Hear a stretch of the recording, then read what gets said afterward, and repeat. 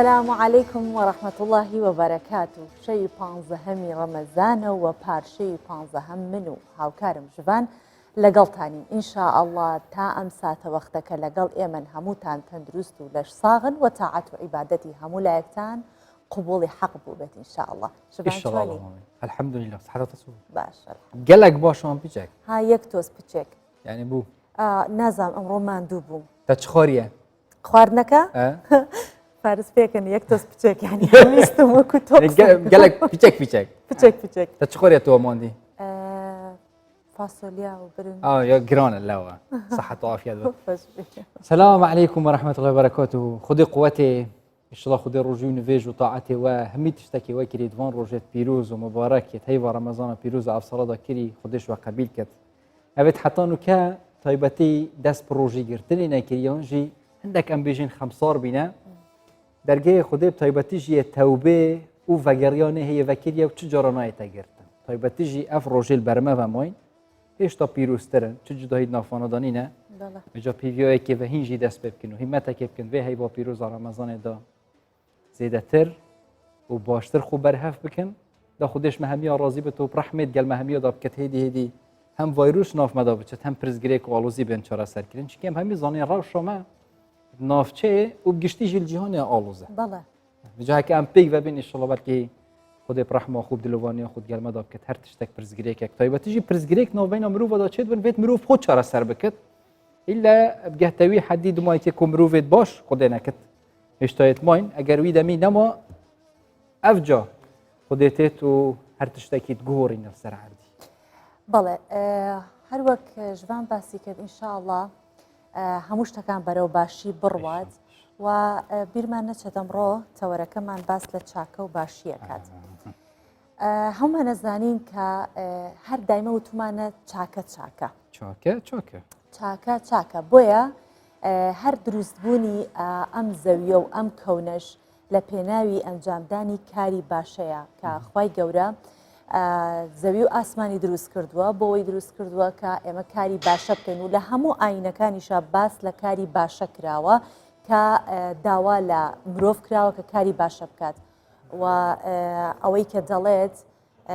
إن الدنيا دار الممر وليس دار المقر بويا إما أبي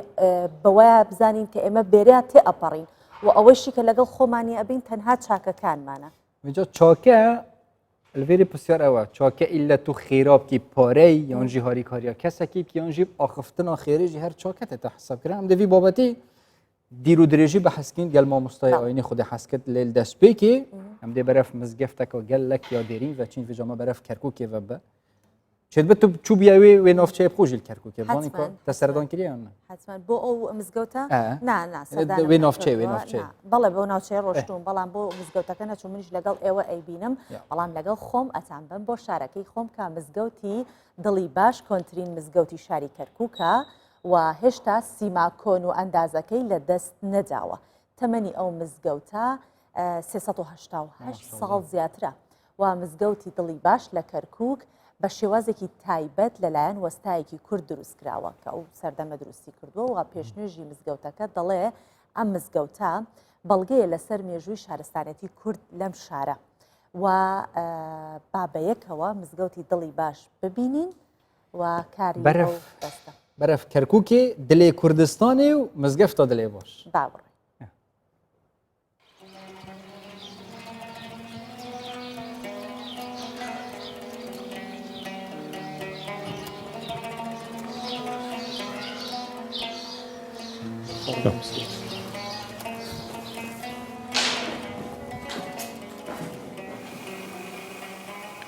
بردێک هەڵکەندراو هەبوو شعرێکی تورکی لەسەر نووسرا بوو ئیلاهی بوو مەقامە نازام چی هەردەم سەعید ئۆڵسن جەهەنەمدەن بەعید ئۆڵسن بە حەفر کرابوو لە خوارەوەی سەنەی تەئسیسەکەی نووسرا بوو 1053 هیجری ئێستا 1440 یعنی 388 ساڵە ئەم مزگەوتە لە دوای مامۆستا من لێرە خوتبەم نەداوە لەبەرەوەی مامۆستا خۆشی کە ئەو حرەمەی دروست کرد ئیتر خوتبەی نەقڵ کردە ئەوێ بەڵام نوێژەکانمان لێرە ئەکرد بۆیە ئەتوانم من بڵێم ئێستا ئەمە یەکەم جارە من ئەگەر سەر ئەم مینبەرە بکەوم پایەکانیشی زۆر بەرزە بەس ئەم حرەکەی مامۆسا دێتە بیرم چونکە پایەکانی بەرزە ئاوا دەستی بەمەوە ئەگر هاتە ئێرە ئەلێرە شمشێرێکی داری هەبوو مامۆسا پانکەیەکی بچووکیش ئەلێرە بوو بۆ ئەوەی کەوا فێنکی کاتەوە شمشێرەکەی دایمە بەدەستەوە بوو لە کاتی خۆتبەدانە ئەمە میحفەلە ئەمە جێ قورئان خوێنی جومعان بوو قورئان خوێنەکانە لێرە جومعیانە قورئانیانە خوێند و ئەو دەرگایە دەرگای ڕئیسی حرەمەکەیە حرەمی مزگەوتە هەر ئەو دەرگای جارانە هیچ دەستکاری نەکراوش کلیلەکەیەتی و دیارە ئیتر ئەمە دیزاینەکەی شێوەی گومەتە لە بەرد و لە گەچ دروست کراوە بەڵگەی ئەوەیەکەوە ئەم گەڕەکە گەڕەکی زێوێ گەڕەکێکی کوردیە یعنی تاقە ماڵێکیش نەتەوەی تریتیان نییە بە هیچ شێوەیەک نە لە نەتەوەی تورکمان نە لە نەتەوەی عەرەب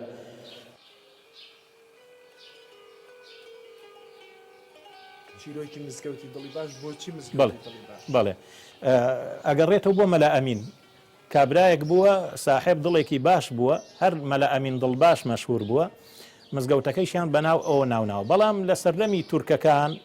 کە کاتێ هاتوون طبعا ئەم مزگەوتە ناوی دەلە باشە بووە دەلە باشی یعنی سەرشێت مزگەوت ناکرێ ناوی سەرشێت بێ ئەڵێن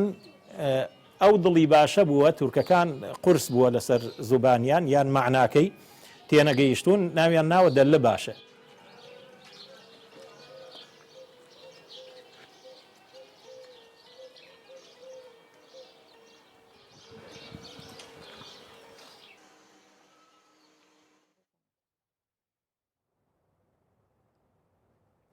هدی ئەڤە مزگەفتە دلێ باش باژارە کەرکووکی بی وەکە دیارژی بەریا چەند سەعەتا نوچەکە خۆش هەبی ئەوژی هێدی ڤەکردنا دەریێت مزگەفتانە لە هەرێما کوردستانەکە خودی حەز کرد دوشەم بێ دەست بکرد هێشتا ئەنێ هوسایە لێ ئەگەر خودێ نەکرد ڕەوشاتە گۆڕین ڕەنگە بڕیار بێتە گۆڕین لێ بڕیار یا هوسایە خودی حەز کرد ئەف بڕیارەژی یعنی دلێ هەمی مسلمانە تایبەتیژی توێ هەیڤە ڕەمەزانە پیرۆزە تایبەتیژی و هێدیان بەرەف نیڤێ ڤەچین خۆش کردە ئیشەڵا ئەم گەهینەوەی ڕۆژێژ و ببینین دلێ خەلکیە خۆش برف مزگەفتەوە چون دیس ئاوادانی وەگەڕەوە نەڤژیان ئینشاءڵڵا بەشکم هێدی ئەو پەتایە بەرەو کۆتایی بوون بڕوات و خەڵک دەست بکاتەوە بە هەموو چالاکیە کۆمەڵایەتەکانی خۆی کە ئەم فترەیە زۆر لە یەک بڕ بووین بەڵام زۆر دەرسمان وەرگرت لە کۆرۆناکە و دەرسە بمینن وەکیان بێژین بکینە گوهر و بکینە گوهێ خۆ ئینشاءڵڵا وهو الذي خلق السماوات والأرض في 6 أيام وكان عرشه على الماء ليبلوكم أيكم أحسن عملا باسی چاکەمان کردم شەو وتمان باسی چاکە ئەکەین و چاکەکردن لە مانگی ڕەمەزانە بە تایبەتی بۆیە سەبارەت بەو چاوەرە ئێمە داوامان کردووە کە میوانێکی زۆر عزیزمان لێرەیە مامۆستا سامی سوورچی کە مامۆستا و پێشمێژە داوامان لێ کردو بفەرمێت بۆ ئێرە بە خێرهاتیت و ڕەمەزانیش لێ پیرۆز بێت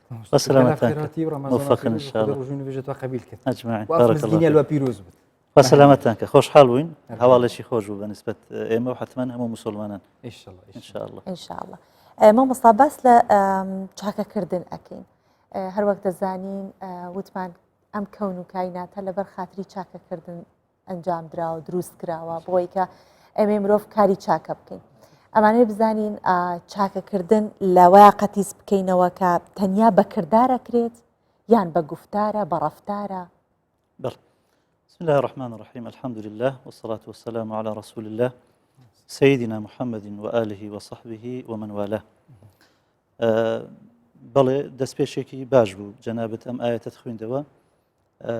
زۆر گرنگە ئێمە وەکو ئینسان کە خوا سوبحانەهو وتەعالە خوڵقاندوونی دروستی کردوین لەسەر ئەم زەویەی داناوین زۆر گرنگە ئەم پرسیارە لە خۆمان بکەین ئێمە بۆچی هاتوین و ئیشمان چییە هەدەف و غایە و مەبەستمان چییە ئامانجمان چییە ئەبێت چی بکەین ئەمە زۆر گرنگە دیارە وەکو لەم ئاەتەی جەنابەت خوێنتەوە خوا سوبحانەهو وتەعالە هۆکارەکەمان پێ ئەڵێت لیەبلووەکم ئەیوکم ئەحسەن عەمەلە و لە ئاەتی تریشە لە سوورەی مولکە خوا سوبحانەهو وتەعالە فەرمێ الذي خلق الموت والحياة ليبلوكم أيكم أحسن عملا كواتا لا مكان لبو تعليل يعني هو كاري خلق إنسان جيان دروس كردني أم كونا أم قردونا هموي طبعا باش ناسيني إخوة سبحانه وتعالى شو آياتي ترجمان هي الذي خلق 7 سماوات ومن الأرض مثلهن يتنزل الأمر بينهن لتعلموا أن الله على كل شيء قدير وأن الله قد أحاط بكل شيء علما. يعني دوای ناسینی خوا سبحانه وتعالى ئیشی ئێمەی مسلمان بەگشتی ئەتوانم بڵێم غایە لە بوونی ئینسان لەسەر زەوی چاکەکردنە. ئەمە زیاتر کە بۆمان دەرئەکەوی ئیشی ئێمە چاکەکردنە هەتا لە پاشی مردنە. ئینسان کاتێک کە وەفات ئەکا پشێمانی دنیا ئەبیتەوە یان تەمەنای گەڕانەوە ئەکا تەمەنای چی ئەکا لە دنیای بکاتەوە جارێکی تر ئەگەر دەرفەتی پێ بدرێت بێگومان قال ربي ارجعوني لعلي أعمل صالحا. بڵێ خۆ هەر یەک لە ئێمە ئینسان کۆمەڵێک یعنی مەشروع با بڵێن ئامانج پرۆژەی هەیە لە ژیانی دنیاە. مەسەرەن گەنجێکە ئەمە بەسێتی زەواج بکە، خانووی نییە خانوو دروست بکە، خوێنی تەواو نەکردووە شەهادە بەدەستبێنی، تیجارەت بکە، گەشت بکە، کۆمەڵێک ئامانجمان هەیە. بەڵام کاتێک کە دەچینە ئەم دی و دەمانەوێت بگەڕێنەوە کەسێکمان نییە بڵێ خوای گیان مەجالم پێ بدە بچمەوە دنیا بۆی خانووەکەم تەواو بکەم یان با بڵێن خوێندنەکە تەواو بکەم نا لەعەلی ئەعمەل صالحا. ئەمە هەمووی ئەوەمان پێ ئەڵێکەوە کاری چاکە زۆر زۆر گرنگە لە ئیسلامەتیدا. اینجا پرسیاری جەنابەت چاکە با بڵێن چی دەگریتەوە؟ ئایا تەنها خۆی لە ئینفاقە یان خۆی لە قسەی باش ئەبینیتەوە؟ طبعا کەلیمەی چاکە گەر بە مستەلەح قورئانیەکە لێک بدەینەوە خوا سبحانه وتعالى کەلیمەی البر بەکارهێناوە و لە حەدیثی شاهر کەلیمەی بر هاتووە چەمکێکی فراوانە كلمة جامعة لكل الخير يعني وشيكي فراوانة هرشي خيرة هرشي تاكية هموي أقريتوا لسورة بقرة الله سبحانه وتعالى أفرمي ليس البر أن تولوا وجوهكم قبل المشرق والمغرب ولكن البر من آمن بالله واليوم الآخر والملائكة والكتاب والنبيين. طبعا آياتك توزق درجة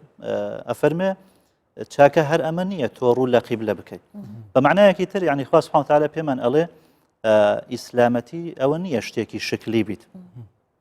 بە سیما بە شکل خۆمان وانیشان بدەین بەڵکو ئیسلامەتی سێ بڕگەی سەرەکیە یان سێ بەشی سەرەکیە بەشی عەقیدە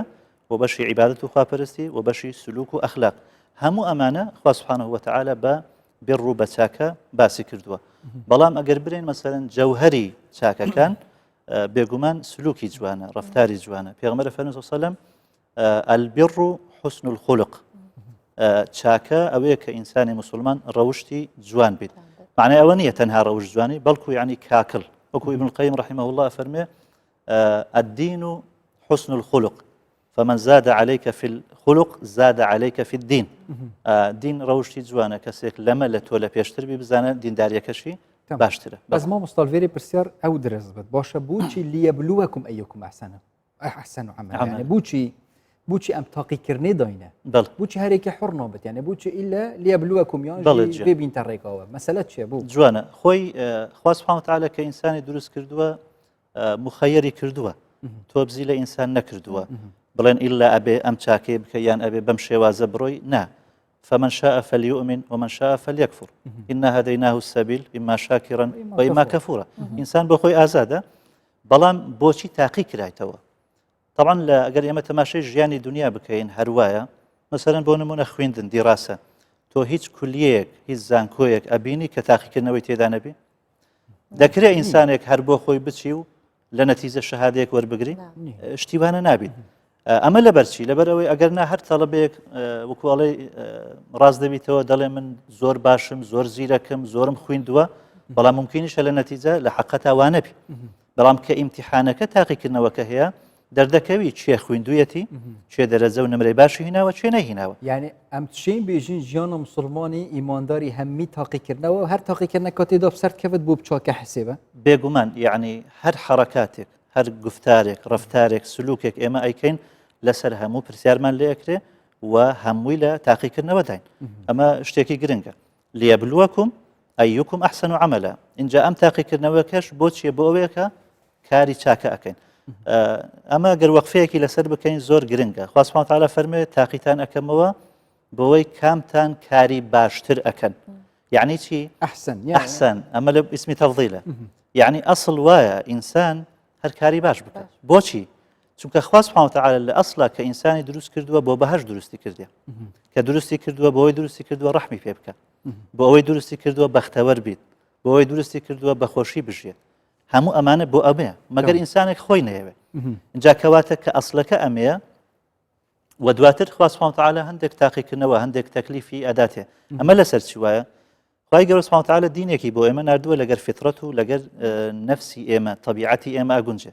نەفسی ئینسان ئەوە حەز لە شتێک ئەکا کە تۆزێک ماندیبوونی پێوە بینێ بیت یعنی جوهدێک و تاقەیەکی لە بۆ سەرف کردبی تام لەوە زیاتر ئەکە یعنی ئەگەر هەتا مەثەلەن نمونەیەکی سادە بینینەوە خواردن چاکردنێکە ئەگەر ئینسانێک بەخۆی چاشی بکاو هەندێک پێوە ماندی بیت باشتر تامیلەکە نەک بە ئاسانی بێتە بەڵێ و شتێک ئەگەر ئینسان زۆر پەیوەماندی نەبیان با بڵێن هەندێک خۆی پەیوەماندینەکە ڕێزشی زۆر ناگرێت بۆیە خوا سبحانه وتعالى ئێمە هینایەتە دنیا بۆی کاری باش بکەین عیبادەت بکەین چاکە بکەین بە معنا فراوانەکەی تا هەندێک ماندی بین لەو دی و بەهشمان پێ بدە نیعمەتی زۆرمان پێ بدە ان شاء الله تعالى مامۆستا چاکەکان ئەکرێ بیکەینە دوو بەشەوە بڵین چاکەمان هەیە فەرزە چاکەمان هەیە نەوافلە یعنی کردنیشی ئاسایی و نەکردنیشی ئاسایی عقوبەی لەسەر نییە ئەو چاکانەی کە فەرزە کامانن و نەوافلەکان کامانن چەندانێکمان بۆ بڵێ طبعا بەنسبەت مەسلەی واجب و با بڵێن نەوافل ئەمە زیاتر ئەچێتە چارچێوەی عیبادەت و خواپەرستیەکان بەشێک لە عیبادەتەکان خوا سبحانه وتعالى واجبی کردووە بەشێکی وەکو نەوافل و سنەتە ئەمەش وەکو با بڵێن تەکمیلەیەکە یان ئەگەر ئینسان کەم تەرخەمێکی هەبوو لە واجبەکە بۆی نەوافلەکە شوێنی ئەوە بگریتەوە یعنی بۆ نمونە ئێمە نوێژمان هەیە واجبە نوێژشمان هەیە سنەتە زەکاتمان هەیە واجبە سەدەقەمان هەیە سنەتە حەجمان هەیە واجبە عومرەمان هەیە سنەتە تەنها لە مەذهبی ئیمامی شافعی با بڵێن واجبە ئەجینا عومرەکە مەثەلەن سنەتە بۆ نمونە چاکەکردن لەگەر دایک و باب واجبە بەڵام لەگەر خەڵکی سنەتە مەگەر لە هەندێک حاڵەتی با بڵێن ئیستیسناییکەوە ئەبچێتە چارچێوەی زەڕور بەڵام گرنگ ئەوەیە ئێمە وەکو موسڵمان بە تایبەتی کە قسە ئەەکەین ئێمە بێ بزانین ئێمە ئیشمان غایەمان و ئەوەی کە مەطلوبە لە ئێمە ئەوەیە کەوا چاکە بکەین و ئەو چاکەیەش کە ئینسان بە اختیاری خۆی ئەکاتن ئەمە گرنگترە ئەوەی کە واجبە ئینسان دەبی هەر پێیوە هەڵبستیت بەڵام کە تۆ بە اختیاری خۆ چاکەیەک ئەەکەیت ئەمیان زۆر زۆر گرنگتر باش مامۆستا گەلە جارە دەبینی نمونە دەبێژین فلان کەس بۆ خەلکی گەلێکی باشە و هاریکاریە خەلکیت کرد چ کردار بێت چ ئاختن بێت لێ بخۆیە خراپە دەستپێکێ چاکە ئەوێت مرۆڤ گەل خۆ بکەت یانژی غەیری خۆ باشە ئەوێت بخۆت خراپ و بۆ خەلکیت باش جەزا و جزای وانە دێ چاوەبێت بەخۆی ئەسڵ وایە ئینسان هەم بۆ خۆی باشبی و هەم بۆ خەڵکیش باشبی قسەیەک ئەگوترێ من لەم یەکون لنەفسه فكيف يكون لغيره تمام ئینسان بۆ خۆی چانەبی بۆ خەڵک ئیستیفادەیەکی وا نابی بەڵام بەشێوە ئیجتیماعیەکە ئەگەر ئێمە تەماشا بکەین ئەوە پەسەندترە کە ئینسانەکە بۆ خەڵک باش بیت ئەگەر هەردوو بابرن جانیبەکە هەڵبژێرین بۆ خۆی باشبی بەڵام بۆ خەڵک باش نەبی یان بۆ خەڵک باشبی بۆ خۆی باش نەبی بۆ خەڵکەکە یعنی بەدیوێکی تر ئێمە مەسەرەن ئیسلام کە عیبادەتی داناون غایەکی داناوە لە عیبادەت ئەنجامدان یعنی مەسەرەن ئێمە کە بە ڕۆژی ئەبین ئێستا ڕەمەزانە فەلسفەی زۆری هەیە طبعا یەک لە فائیدەکانی یان بابرن فەلسفەی ڕۆژ ئەوەیە کە ڕەحممان هەبیت مەسەرەن هاوکاری خەڵکێک بکەین بە برسێتی خۆمان خەڵکی برسی و هەژارمان وەبیربێتەوە کەواتە لێرە عیبادەتەکە بۆ ئەوەیەکەوە ئێمە باش بین لەگەر خەڵکە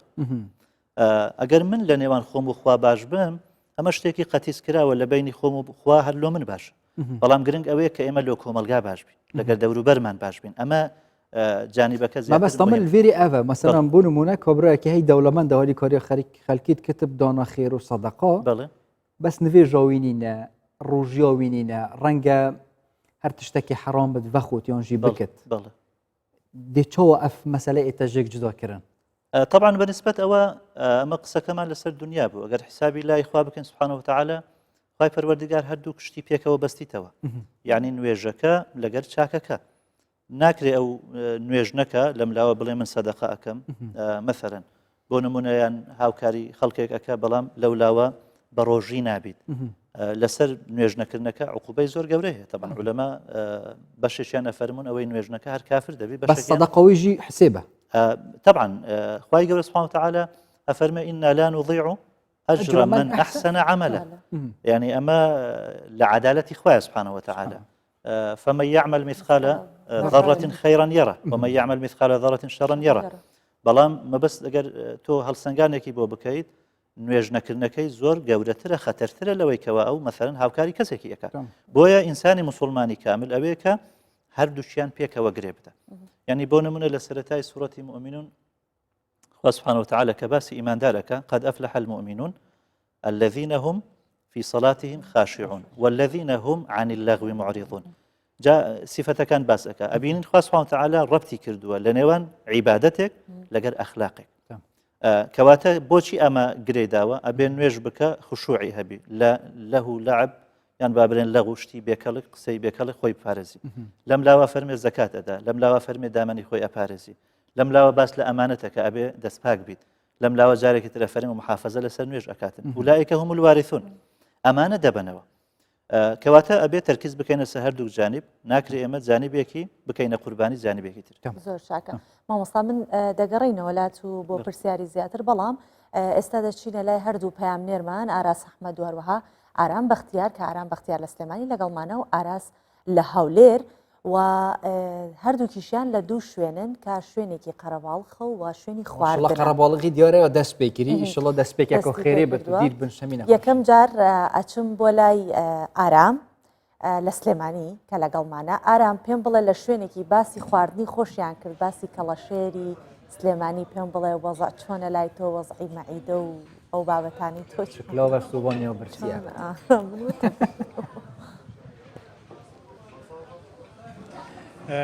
سلااوان لێبێ سۆڤان سلااو لە تۆ لە شوان و سەرجەم بینەرانی کوردستان 24 لە جێگایەکی تایبەتم لە سلێمانی حەزیان لە کەڵەشێرە بە تایبەت لە کاتی پاشەوکردن ئەنی ماوەی 15 ڕۆژە لە کاتی دەستپێکی ڕەمەزان تا ئێستا بەهۆی ئەو ڕێکارە تەندروستیانەوە ئەو جێگانە داخرابوون بەڵام ئێستا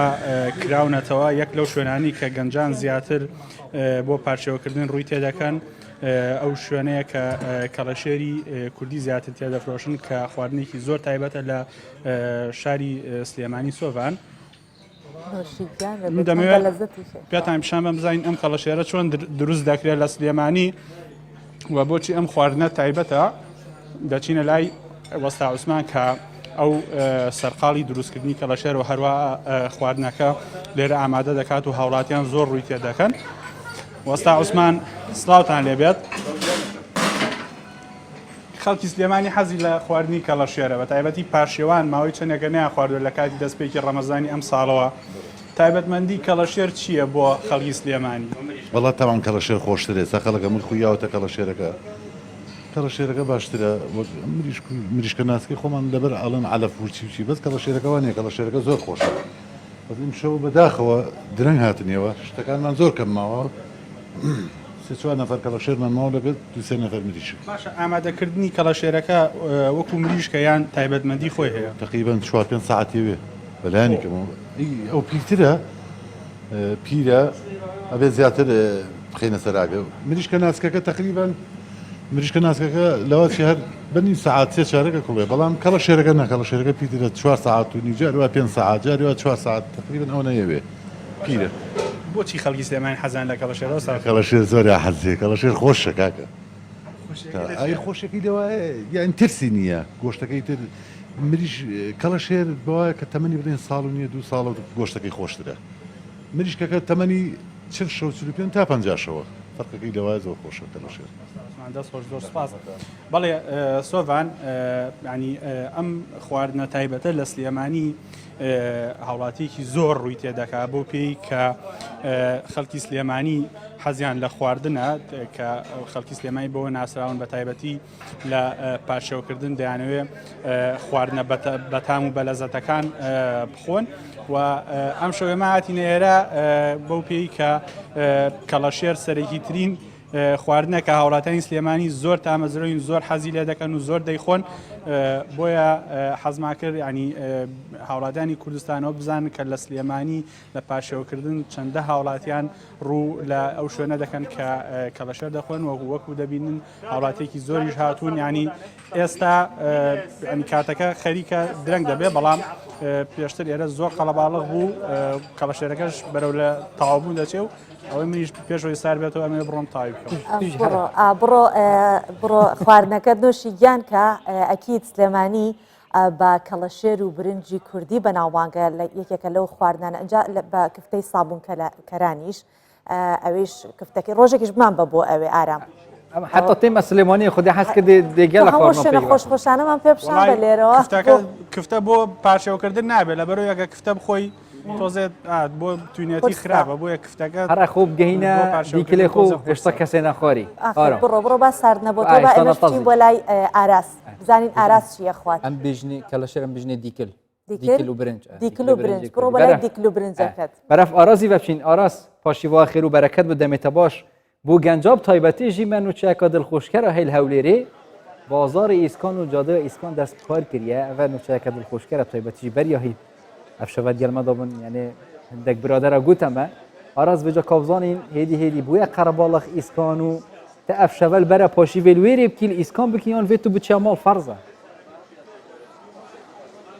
والله جوان من لەوە دەست پێ بکەم ئارام وتی خەل سلێمانی حەز دەسلێم لە کەڵەشێرە ینی پێم هاابێ کەس نییە حەزی لە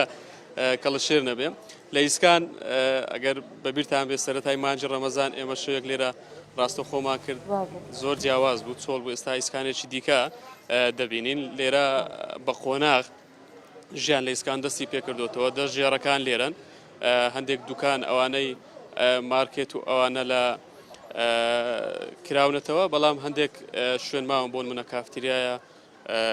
چایخانێ ئەوانە نەکراونەتەوە ئێستا من لەگەڵ فرۆشیارە قسە دەکەم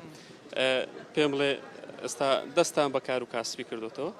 تا چەند پابندی ڕێنمایە تەندروستیەکانن لەگەڵ دەستپێکردنەوەی کاروبارە بە تایبەتی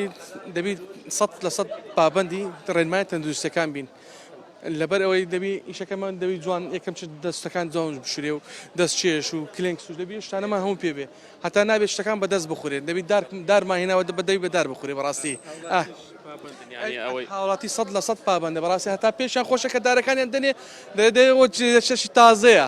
بەڕاستی هەنی ئەوش گۆڕانکاریەکە گۆڕانکاریەکە بەڕاستی ئارێوڵە داواکاریشن لە حکوومەتی هەرێمی کوردستان بەڕاستی جیلێک بوو وەسەد بوو ئێستا کەس سەفر بووە یعنی بڕاستی هاتە ئاست خوارە هەژاریەوە داواکارین لە بەڕێوەبەتی شارەوانی یەک و قایمخان هاوکاری ڕچای ئەو فەقیر و هەژارانە بکرێ بەڕاستی بتوانن ئەوانش بێحتا بێنەوە سەسکە ژیان محتاجی دەست کەس نەبن بەڕاستی زۆر زۆر سپاس کاکزانە جەنابی شتوەرێرە قسەم بۆکە کاکزانە ئێوە جەنابەت خاوەنی باچنێرە جەنابەت خاوەنی چایەخانەی لێرە ماوەیەکە چاخانەکانن داخراوە ئەگەر دەست بە کار بکەنەوە بڕیارێک دەربچێت دا هەفتەی داهات چۆن دەست بە کاروبارەکانی خۆتان دەکەنەوە و چۆن پابندی ڕێنمایە تەندروستیەکان دەن سەرەتا بە خێراتنتان دەکەین دەستخۆشی لە کەناڵەکەتان دەکەین بەڕاستی دەستخۆشی لە پارێزگاری هەولێر دەکەین و لە تەندروستی هەولێر و وەزیری تەندروستی و پارێزگار و وەزیری ناوخۆ بەڕاستی ئەوانە ژماندی بوونیان تێ دەستخۆشیان لێ دەکەین کە ئەمە قەپاتمان کردێ بە جۆ ڕێنمایی حکوومەتی خۆمان کردیە بەس داوا دەکەین خەڵکەکەش بەڕاستی هیلاک بووە ماندی بووە وەرز بووە ئەمە داوا دەکەین دوکانەکانمان بکرێتەوە چایخانەکان مەدعەمەکان بکرێنەوە بە ڕێنمایی تەندروستی چایخانەکان بە گڵاسی سەفەری بیتن ئەو پێداویستی تەندروستی بێ ئەمەلۆیان دەکەین بەڕاستی خەڵکەکە هیلاک بۆ حەزی لێ بێتەوە سەر ئیش و کاری خۆی ئەمەش دەزانین حالەتەکە تەواڕی بوو دەستخۆشیان لێ دەکەین هەولێر بەڕاستی سەرکەوت لە سای پارێزگار و وەزیری تەندروستی و یعنی بەڕێ بەراتەکان هەموو کەم تەرخەم نەبوون لە هەموو یعنی لە هەموو ناحیەکەوە هەولێر بەڕاستی پابندە بە ئەوەکەی ئەتێستە بە من دەرێ بشکە بەڕاستی ئەمەش زەختمان لەسرە کرێمان لەسرە ساعی ملکە دەتان مانگە یارمەتی داتن ناتانی بکاتە دووسێ مانگ یعنی ئەوەندەی هاوکارین داوا دەکەین لەگە 11 مانگ ئەو خەرکە بێتە سەی شکاری خەوی مەمنونیان دەبێت زۆر زۆر سپاس ژوان سۆڤان ینی خەڵک هاوڵاتیان ئەوەی لێرە هەستی پێ دەکرێت ڕاهاتون لەوەی چکە ڕۆژانە حکوومەت لە ڕێی کەناڵەکانی خۆی لە ڕێی گوتەبێژ وەزیرەکان بەردەوام ڕێنماییان دەدایە خەڵک ئێستا هەست دەکەی خەڵک ینی فێروە کە چۆن بێتە دەرەوە ڕاهاتوە لەوەی کە ڕێنمایەکان جێبەجێ بکات پابندی ڕێنمایەکان بێ لە یەکتر دوورەکەوێتەوە ئەنی هەرچەند ئێستا دەبین خەڵکێکی زۆریش لێرەیە بەڵام تەواو پابندە تەواو هەستەکەی کە خەڵک زۆر گۆڕانکاری بەسەرداهاتوو لە چاو پێش کۆڕۆنا ئەمەش ئەنی دەرەنجامی ئەو هەوڵانی حکوومەتی هەرێمی کوردستانە کە بەردەوام خەڵکیان هۆشداریان داوەتە خەڵک ڕێنمایان داوەتە خەڵکە خەڵک پابندی ڕێنمایە تەندروستەکان بن چونکە هێشتا وەکو حکوومەت ینی باز دەکات پارێزگارەکان باز دەکەن تیمە تەندروستەکان باز دەکەن ڤایرۆسی کۆڕۆنا هێشتا مەترسێکی جددی لەسەر هاوڵاتیان ماوە پێویستە هاوڵاتیان پابند بن ئەو پابندبوونەجی پڕاستی جهێ دەستخوشیە و دەوەکە جهێدی هێدی زیتر ژیان وەکی بەرێ ئاساییتر بێت زۆر سپاس ئەفکارێمە ئاراس ئەحمەد بۆیکە ڕاستەقوهین ژێ جادە و بازارە ئیسکان ژە هەولێرە دیالمەدا بوون پاشی وا خێر و بەرەکەت بێت مەمنونێتین ئاراس سەربژی قات لەگەڵ مامۆستا دەگەڕێنەوە لای جەنابەت إنهم كانوا يسارعون في خيرات يدعوننا رغبا ورهبا وكانوا لنا خاشعين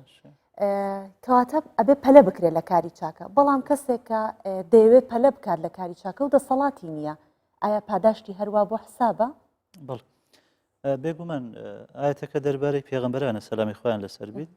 إنهم كانوا يسارعون في الخيرات ئەوان پەلەیان ئەکرد لە خێر و چاکە ئێمە زۆر جار باسەکەین کە باس لە مسابقە ئەکرێ گرنگە پێش ئەوەی کە پێشبڕشیەکانی وەرزشی بکەین لە چاکەکردنە ئێمە پێشبڕشێ بکەین لەبەرەوەی تەمەەن مەحدودە مەجالەکە دەرفەتەکان هەموو کات بۆ ئینسان ناڕەخسێ ئەوەی لە ساغیا پێمان ئەکرێت لە نخۆشیە پێمان ناکرێت ئەوەی لە گەنجیا پێمان ئەکرێت لە پیریا پێمان ناکرێت ئەوەی لە حاڵەتێکە کە ئیمکانێتێکمان هەیە مادی لەوانەیە حاڵەتێکی وابێتە پێش ئەو مادەیە ئەم پارێ لە ناودەستمان نەبی بۆیە ئینسان هەر دەرفەتێک فرسەتێکی هاتە پێش ئەبێ پەلەی تێدا بکە بادیڕوا بالأعمال سبعا لە حەدیثیشا هاتووە پێ وسلم باسی حەفت جۆرە فیتنە ئەکا ئەفەرمێ پەلە بکەن بە چاکەکردن پێش ئەوەی کەوا بگەنە ئەم حاڵەتانە ئەمە وەکو پەلەکردنەکە شتێکی چاکە لە بۆ چاکە و لە بۆ خێر بەڵام ئەگەر ئینسانەکە مەثەرەن حەزی لە چاکەکە بوو بەڵام ئیمکانیەتی نەبوو ئایا خێری پێئەگا یاننا بێگومان لەبەر ئەوەی ئەساسی با بڵێن کاری چاک و کردەوەی باش هەڵقوڵاوی تەسەوڕە هەرکراوی دڵی ئینسانە لەوێوە سەرهەردا جا ئەگەر لە ئەساسە لە دڵە ئینسان نیەتەکەی هەبوو خوا سوبحانه وتعالى بەپێی دڵەکە مامەڵەی لەگەرەکە إنما الأعمال بالنيات بەڵێ لە حەدیثا پێ وسلم تا باس لە کەسێک ئەکا فەرمێ من سأل الله تعالى الشهادة بالصدق بلغه الله تعالى منازل الشهداء وإن مات على فراشه مهم نيتكيه توقع لجيوة بريخوايا بلاي شهادة بنسيب بكي لما لو وفات كردوا خيري أمت بي أقا في غنبري صلى الله عليه وسلم نمونا با دوو کەس دەینیتەوە کەسێکیان ئیمکانێتی باشی هەیە پارەی باشی هەبووە بەڵام لە پێناوی خوایە سەرفی کردووە کەسی دووەمینش کەسێکی فەقیر و هەژار بووە بەڵام زۆر حەزی لەوە بووەکەوە چاکە بکە پێغەمبەری خوا فەرمووی صلی الله علیه و سلم فهم فی الأجر سوا هەردووکیان لە پاداشتا وەکو یەکن یعنی ئەوە نییە کە ئەوەی فعلەن خێرەکەی کردووە ئەجرەکەی زیاتر بی لەوەی کەوانەی کردووە ئەگەر هۆسایە مرۆڤ نەبوون بت باشترێت هەم خێرجی دەگاتە مرۆڤی هەم مرۆڤ هەست بخۆی ئەمە بۆ ئەوەیە کە ئینسانی کە هەژارە فەقیرە با بڵێن گلەی لەخوا نەکە سبحانه وتعالى بڵێ خوایە من فەقیر بووم ئەگەر دەوڵەمەند بامە ئەوام دەکرد یخوای گەورە دەرفەتی بۆ ئەویش ڕەخساندووە بۆ ئەویشی ڕەخساندووە ئەمە فعلەن هەبووە با بڵێن ئیمکانێتی هەیە ئەبێ خێرەکە بکە بۆ ئەو تەنها بەنیەت نابی بەڵام کەسەکە کە نیەتی بۆ کەسێکی تریش ئەکە من دل على خير كفاعل الخير فهو كفاعل ئەبێت عینەن شت وەکو ئەوەی کە باسی کرد کاک ژوان ینی کارەکە ناتوانێت بکات بەڵام ئەمیشان هەروە الدال على الخير كفاعل ئێمە حەدیثی پێغەمبەر صلی الله عليه وسلم ئینسانێک ڕێگایەکی باش پێشانی خەڵکێک ئەدا با خۆشی مەسەرەن نیکە بەڵام ئەمە طبعا لە حاڵەتێکایە کە خۆی ئیمکانێتی نییە بەڵام ڕێنشانی خەڵکێک ئەدا بۆ نمونە زۆری بابرێن لە مامۆستایان هانی خەڵک ئەدەن بۆ خێر و سەدەقات و ئەوانە بەڵام ممکنە خۆی ئەو ئیمکانەتی نەبی وەکو کەسێکی زەنگین و دەوڵەمەند بەس مادەم ڕێگای چاکە نیشانی خەڵک ئەدا هەر کەسێک ئەم کارە چاکە ئەکە ئەجرەکە بۆ خۆشێتی و بۆ ئەو کەسەشەکەەوە ڕێنمایەکە بەس بێری مامۆستا پرسیارەکە دی چێت بوون بوونە ئەسنوکەی نەبینم بە پارەنینە تایبەتیژی بۆ کردنا خێر و خێرات و سەدەقاتە ئەس بژم هەکە من پارە هەبی ئەزێ مزگەفتەوە وەکم قوتابخانەوە وەکم هاریکاریە هەژاراکم بۆ بخێر حسێبەمانە بەڵێ بەتاکی ئەگەر هاتوو پشتی هینگی دەوڵەمەند بی و نەکرد وەختەی فەقیر دڵدا حەز کرد بکرد بەس وەختێ دەوڵەمەند بی ئەو نیەتە نەمۆ دڵیدا ئەو خێرەبەری هینگی بۆ هەتیان نویسین دێژێ چت ئەن ئەو خێرە هەر بوت مینت بەخۆی ئەمەی کە جەنابەت پرسیارەکە ئەم خێرکردنە بۆمان دەرئەخە ئەم ئینسانە لە بیدایەتە نیەتێکی ڕاستی هەبووە یان ڕاستی نەبووە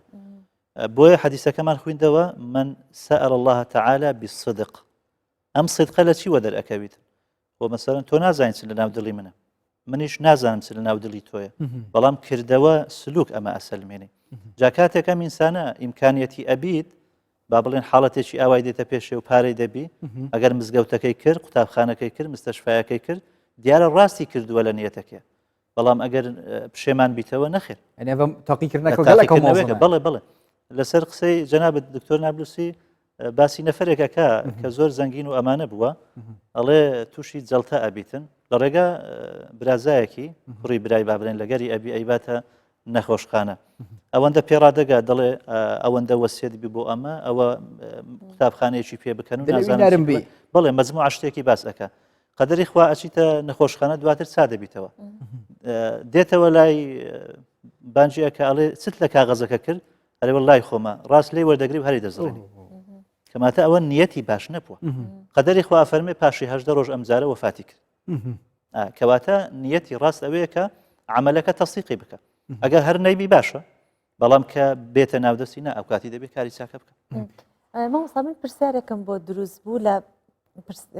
گفتوگوی هەردوو لاتان کە ئەگەر یەکێک داوا بکات بڵێت من ئەگەر هەم بێت و بیدەم بە کەسێکی تر ئەی ئەوە بە چاکە حساب ناکرێت من بۆ نمونە لەو کەسانم کە ئەڵێم خوا بیدەی بە خودی خۆی بە کەسەکە بۆ بیدا بە من و من بیدەم بە ئەو هەر با بیدا بە کەسەکە خۆی دوعا مەبەستم لەوەیە ئەوم بۆ ڕوونکەیتەوە کە ئەوەش بە چاکە حسابەکە من دوعا بۆەوە ناکەم خوا بیدا بە من و بیدەم بە ئەو بۆچی ینی لە منی وەرگێ با هەر خو لە خودی خۆی بەخۆی هەردووکیان هەر دروستە هەردووکیان هەکاری باشە چ ئەوەی کە ئینسان دوعا بۆ خەڵک بکە خوای گەورە دەروی خێر لە هەموو کەس بکاتەوە ئەمە جۆرێکە لە چاکە کە ئینسان مەبەستێتیکەوە حاڵی خەڵک وەزعی خەڵک باشبی خوا سوبحانه وتعالى لەسەر ئەم دوعایە ئەزری بۆ ئەنووسیت وە کە داواش ئەکە خوای گەورە پێی بدا بەوەی کە هاوکاری خەڵک بکات ئەمەشیان هەرنیەتێکی خێر و چاکە هەردوو جانبی هەر خێرەوە نیە بەرەن جانبێکی باشبی جانبێکی هەڵەبی باش vêrê تێبەتەن بەحسی فەرموودەکە پێغەمبەرێکی سڵ سەر بن و بەحسا گوهۆڕینە خراپیەژیش بووی چاکێ هەر چاکەیە يعني وكي پیغمبر صلى الله عليه وسلم بيجت من رأى منكم منكرا فليغيره بيده فإن لم يستطع فبلسانه فإن لم يستطع فبقلبه وذلك ضعف الإيمان باش الفيري هكا كابراكي بيتشي بي بدستي خوب بجهورت ونكر دلدا قلت خوزي يفتشته صانه بيانجي باش تربا بو بخير حسابه يانجي چنكي بدستي نجهور يا بو بقولنا حسابه بله طبعا ام حديثه قصي زوري لسر كراوه للاين زانان اتوانم بلم امريه گونجاوترين يانا الله اعلم وهندي كمن لي بزانم زانا فرمون من راى منكم منكرا فليغيره بيده اما بو سلطه بو ده صلاه لسر ده صلاه واجبه چونك قوتي ده صلاه سياسي بريفا برني بله حكومه ده صلاه اما لسري واجبه هر منكرك هر كاريكي خرافي بيني ابي بيغوري ومازال شي هي تواناشي هي كسنا تواني برانبر بده صلاه بڵێن نابی ئەم وەزیر و پەرلەمانتار ئەمانە هەمویان مەسئولن چونکە قووەتیان هەیە ئەفەرمون فمن لم يستطع فبلسانه ئەمە ئیشی عولەمایە زانایانی ئاینی ئەوەی کە لە شەریعەت و لە دینی خوا شارەزای ئەوەی کە عیلمێکی پێیە ئەبێ حەق بڵێ هەر عیلمێک نەبەس مامۆستای بڵێ بەعام یعنی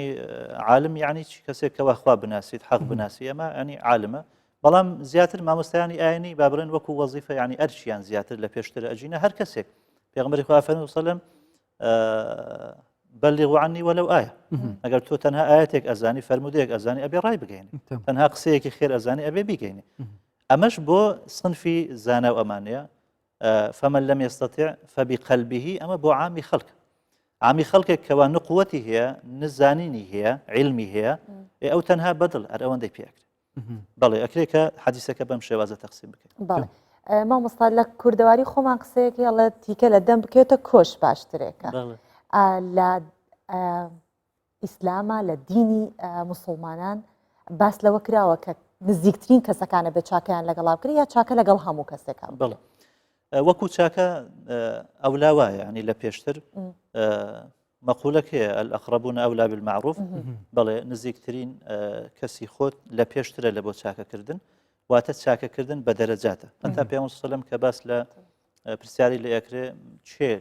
لە پێشترین کەسە بۆ ئەوەی کە چاکەی لەگەر بکەی ئەفەرمێ ئوموک دایکت دواتر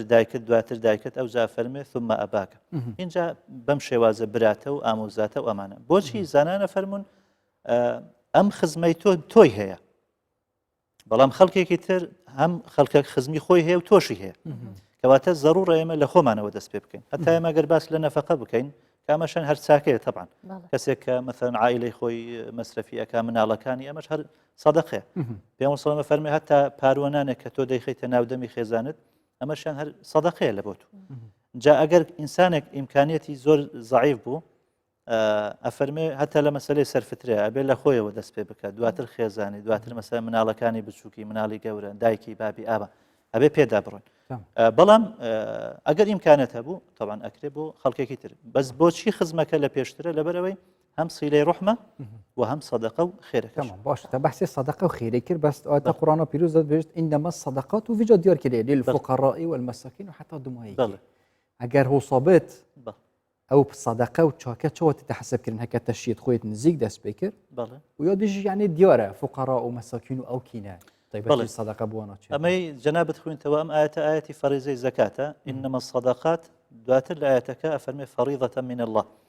أما باسي لصدقي فرزك يعني بحث الزكاة يالبرينا خيرك وتبقاري بديا چونکە ئەمە دوو سەدەقەمان هەیە طبعا بە زەکاتیش لە قورئانە گوتراوە سەدەقە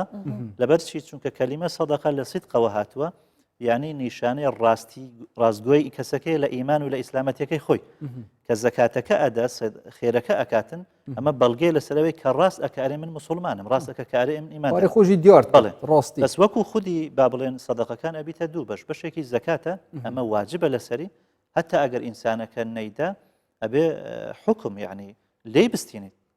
خذ من أموالهم صدقة أفر في مسألة حتى أوجه بحث زكاة بله هرباسي زكاة أم صدقة أم زكاة بلام أويتر خيرة بيغمر صلى الله عليه وسلم إن في المال حقا سوى الزكاة مال حقا كتير هي بيز قال الزكاة يعني شون مثلا قال نمونيك بيننا كسيك زكاتي هب وزكاتك هم ويدا بلام لباليا لجيراني شو هي مثلا بيوستي بعملياتك يا كسك فقيرة ونارد من أو زكاة داوتوا مصطفى جدا أم هم ودا مصطفى دا درجة زكاة بجرين شكي بيت أم شبكة طيبة بحث زكاة بينا وبابتك جالك جرين جانز ده بجاري بحثا ظلامك يانجي جنا كم باره خدي داي وهبونا بس دستوية جرتيا نادت خيري وشاكي ناكت أز بحثا ماديات كم مالية سر حسابه بقولناه يانجي جدايش دانا خير و خيرات وصدقات يعني ما بستوي كسك إمكانية هي بس رزيلة طبعا رزيلي جناها صفتك زور خرابة لبو إنسان يعني أما دو جور نخوشي من هي نخوشي جسدي ونخوشي معنوي زنان فرمون رجدي رزيلي أما نخوشي زور كشنده لبو كسي دولمن يعني بجناه يحسب رزيلي والله يكك لجناها جورا كان نكر جناها كي بسيطة طبعا بالمناسبة دو جور جناهي جورا من هي جناهي جورا من هي كظاهر وديارة أمو خلق دزاني بونمونا مثلا كاري فاحشة قتلة دزي كردنا قندلية ماري خلق خواردنا أمانة جناهي ظاهر وجورن بلام بشيكي تر جناهي جورن وشاراون يك لوانر مسألة رزيلية أما حالتك دروني كسكية هي وإخوة فرمي ومن يوق شح نفسه فأولئك هم المفلحون كسك وخوي أبارزي لرزيلية أو سركوتوا مفهومي مخالفي هر کەسێکی ڕزیل بی سەرکەوتوو نییە دۆڕاوە ئەمە خەجاڵت ئەبی بۆیە دەوڵەمەندەکان ئەبێ زۆر ئاگاداری ئەمە بن ئەو ماڵە دواتر ماڵەکە ماڵی خوایە خوای گەورە فەرمێ ببەخشن لەو ماڵی کە خوای گەورە مما ئاتاکم الله لەو ماڵی کە خوای پێیتاوە هو الذي جعلكم مستخلفين فيه ئێمە خەلیفەین یعنی ماڵەکە کەوتۆتە بەردەستی ئێمە ئەمڕۆ لە بەردەستی منە بەیانی لە بەردەستی ئێمە نییە بەڵێ لە ئەسەرێکە هاتووە فەرمێ کەسەکە کە ماڵەکەی پەیدا کردووە لە حەڵال و لە حەرامە و نەیبەخشیوە دواتر کە دەیبەن لە بۆ سەرخەبر بە زمانی حاڵ دەڵێ بە منداڵەکانم ئێوە وەکو من مەکەن ئەمن ئەوە ماندی بوون و ئەوەم کرد و هیچم لێ نەبەخشی ئێستا لێ پێچینەوەکە لە بۆ منە بەڵام خۆشیەکە لە بۆ ئێوێ جا زانانە فەرمونون ینی نەفامترین کەسێکە خۆی ماڵەکە پەیداکە زۆر پێوە ماندی ئەبی بەڵام هەم بە فەقیری ئەژیە و خێر و خۆشیەکەشی لە بۆ میلادگرەکانیەتی کەسی ڕەزیل ئەڵێ کەسێکە عاشە فەقیرن وماتە غەنیە بە فەقیری دەژیێت چونکە ڕەزیلە دریناری بە خۆشی سەرفکە سزای ئەوەی کە بداتە خەڵک کە دەشمری بە دەوڵەمەندی دەمری بۆچێتی تازە ئەو ماڵە دواتر مناڵەکانی هەر بۆشی ناکەنە خێر. مامۆستا خۆی ئەگەر بە دنیای واقع بیریشی لێ بکەینەوە چرایەک خۆت بەدەستی خۆت بیگری بەر پێت ڕووناکەکاتەوە یەکێ لە پشتە سەرەوە چرات بۆ بگرێ قەت بەردەمە ڕووناک ناکە. ئەگەر کەسێک خۆی چاکەی نەکرد بێت بەڵام ئێستا باست کرد ئەولادی چاکەی بۆ بکەن لە دوای لە دنیا چوونی مردنی ئەو چاکەی بۆ حساب ئەکرێت بە قەدر ئەوەنی کە خۆی لە دنیا بووە بە ماڵی ئەو چاکەکەی بۆ بکەن. بڵێ طبعا بەنسبەت ئەسڵ وایە ئینسان خۆی بیکات و هەتا ئینسان مەسەن دینارێک بەخۆی بکاتە خێر ئەگەر مناڵەکانی نازانم چەندی بۆ سەر بکەن ناکاتە ئەم دینارەکە بەخۆی کردوتیە خێر. پای گەورە فەرمی سبحانه وتعالى وأن ليس للإنسان إلا ما سعى. ئەمە لە بۆ ئینسانە کە خۆی هەوڵی لە بۆ داوە تەنها بۆکو حەدیثم ئاەتە عولەما فەرمون ئەمە عامە تەخسیص کراوە بە حديثي في صلى الله عليه وسلم كافرمه إذا مات ابن آدم انقطع من عمله إلا من ثلاث كإنسان مر كرد وكاني أبسري إلا لسي جانب ونبي صدقة جارية أو علم ينتفع به أو ولد صالح يدعو له صدقة جارية بلي أجر منالك خستخانيكي بوبكا مثلا بناوي بابي بكاتن مزقوتيكي أكاد بيريك لأدا يدي ريقا وبانيك ساكا هر صدقيك يعني كنفعكي بو عامي مسلمانانا أما خيركي بي أكا ياخد علمێک کە لە دوای خۆی بەجێهێشتووە جا وەکو خەڵکێکی فێرە خوێندەواری کردووە مەسەن تالیفێکی کردووە لە پاشە خۆی بەجێهێشتووە یاخود مناڵەکە دوعای لە بۆ بکە لەم جانیبە خێرەکەی پێەکە. زۆر چاکە لە سەرەتایە بوتە چاکە لە قورئانە بە دووسێ جار باس کراوە بە بر هاتووە تا لە فەرمودەکانیش کە باسی بڕەکرێت یەکسەر بڕلوالدەینمان بیرەکەوێتەوە. چاکەکردنی ئەولاد لەگەڵ دایک و باوک چادا شتێکی هەیە کە بڕی والیدەینیان هەبێت بۆ بە پێچەوانەشەوە بێگومان طبعا چاکە گوتمان مستەڵەحێکی فراوانە ئەنواعی خێر و چاکە هەمووی هەرەگریتەوە لە زمنیوانە چاکەکردن لەگەر دایک و باب ئەمە توانین برم لە پێشینەیانە لەبەرەوەی دایک و باب سەبەبی وجودی ئینسانە لە دنیا مەفروزە منداڵەش زۆر چاکە لەگەری بکە دوعای بۆ بکە با بڵێن هاوکاری بکاتن هەتا خوای گەورە سوبحانه وتعالى فەرمێ وبالوالدین إحسانا بەڵێ ئەبێت چاکە لەگەر دایک و باب بکەی باکە لە بۆ ئیلتیساقە لە زمانی عەرەبی ئیلتیساق یعنی چی یعنی لە تەنیشتێک بوون یعنی ئەبێ خۆت ڕاستەوخۆ هەڵبستی خزمەتی دایک و بابکت بکەی نەک بچی نەفەرێکی بۆ بگری و با خزمەتی بابم بکە خزمەتی داکەم بکە ئەوەندە حەقی هەیە بەسەر ئینسان بۆیە ئەبێ بەخۆی یعنی لە ئەسەردا هاتووە نەفرێک بابی یان دایکی خۆی لە پشت کردووە و بردیتی لە بۆ حەجی پێ کردووە و اینجا سوالی کردووە لە عەبدوڵای کوڕی مامی عومەر خوالیان ڕازی بێ ئەرێ من حەقی بابەکەم یان دایکەکەم دایتەوە فەرمووی ئەمە هەر مقابل بە تەڵقەیەکە یعنی ئێش و ئازاری ناوزگی دایکت یەک ئێشێک یعنی هەر مقابل ئەبێ واتە تۆ هیچت بۆ نەکردووە کەواتە واجبە لەسەر مناڵ بەرێت چاکە لەگەر دایک و باب بکە بەڵام لەگەر ئەوەش کە واجبە لەسەری ئەگەر چاکەی لەگەر کرد و دایک و باب لێ ڕازی بوون رضا الله في رضا الوالدين بێگومان خوای گەورە لێ ڕازی ئەبی لە مقابلیشە حتمەن ناڕازیبوونی خوا لەوەیە کە دایک و باب لە ئینسان ناڕازی بن پەنا بخوا مامۆستا ئەس پرسیارەکە بکەم ئەگەر کورتی جوابم دیمە بەحسە ڕازیلیە کرد ژئالیە مادی و گوناهەکە نەدەت گوناهەکە مۆزنەژی بەس کابراک علمێکی باشی هەی نادت یە ڕەزیلە دانا علمیدا شەرتێکی نادت بێژت خودی نەکرد ئەس ئێکی فێرکم وی علمی الطريقة خرابي ده بكار بينت بيقف كيف قلناه وبرازيلي سر حسابه ينجيب فكرة كباش لسر حسابه بخير حسابه ناكري لسر أجرك لسر بيوتشونك أو علمك خوي كتم بك طبعا يكك لواني ك بابلين بقناه لسري هجمارك كتم العلم إن الذين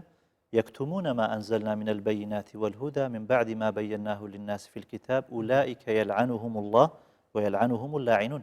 ونهيك زور قوري كإنسان علمي لابي يعني شنو بتأجر أبدا حتى علمي وصار قناح والرزيلية شو عموما يعني علم لبو شاكا بكاردي مقر علمك أخوي علمك شيطاني بي يعني مثلا بونمونا علمي سحر أما شلون سحرك أخوي حرامة علمك هر حرامة فيركنك حرامة بلام علمك ترك خدمتي إنسانيت بك يعني خدمتي الدين بك هموي هر باشا يعني شلون ناكري وكو حالتك نادر وشاذ ئێمە برێن لەبەر ئەمە نابی من عیلمەکە بڵاو بکەم حتا ئەگەر ئەوش خڕابیش دا بکاربینی تەربووی خێرە کابرای طبعا ئەو بەنیەتێکی باش بڵاوی کردیتەوە تمام مامۆستا سامی سورچی مامۆستایانی نەفشەوە پاشی واشەوە دەتگەلمە دابین خودی شەڕازی بێت خودی خێرا بنوێست و دووبارە ڕەمەزانە پیرۆز مامۆستا خۆش بە مامۆستا ئینشاءالله ئەمەش بچێتە سەر میزانی حەسەناتمان هەر وەک باسمان لە حەسەنات کرد بچێتە سەر میزانی چاکەکانی هەموو لایەک گوێگران و بیسەرانمان و هەروەها مامۆستاشکە ئەرکی زۆر سپاس و ئەچینە باسی فیوچەرێک کە 6 ساڵە موسڵمانانی شنگال ڕەمەزان لە ناو کەمپەکان و لە ئاواریدا بەڕێ دەکەن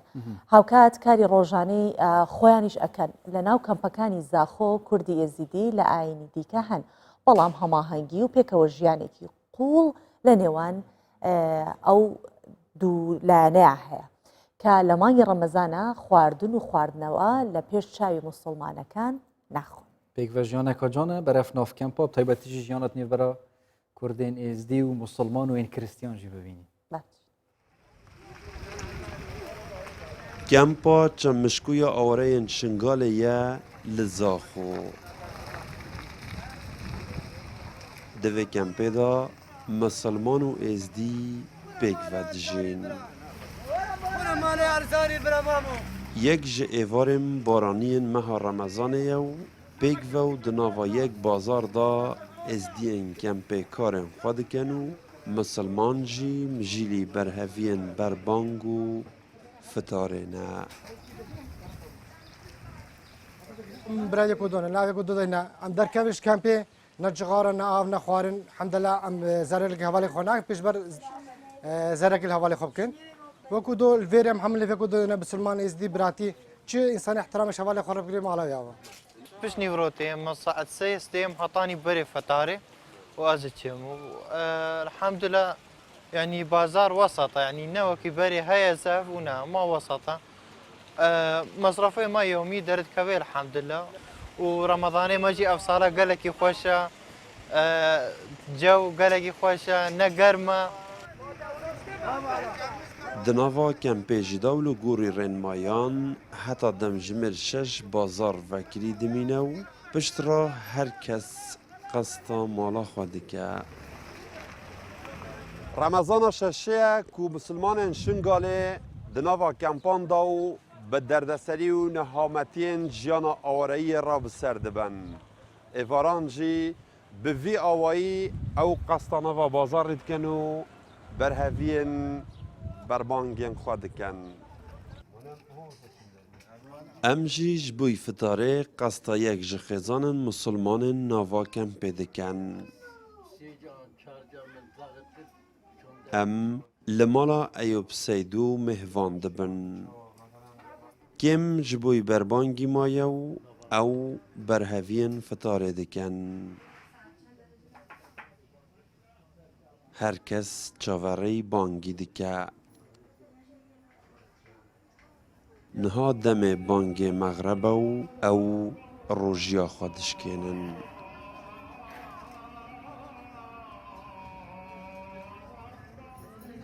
خدام سحاري راد بين ساعات هفتي هشتي نهي ندف يعني ندف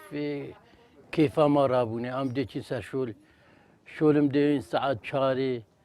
تقريبا شاري كيمتر بتر ام ديكين سيقت اشتكش مالي كيم بي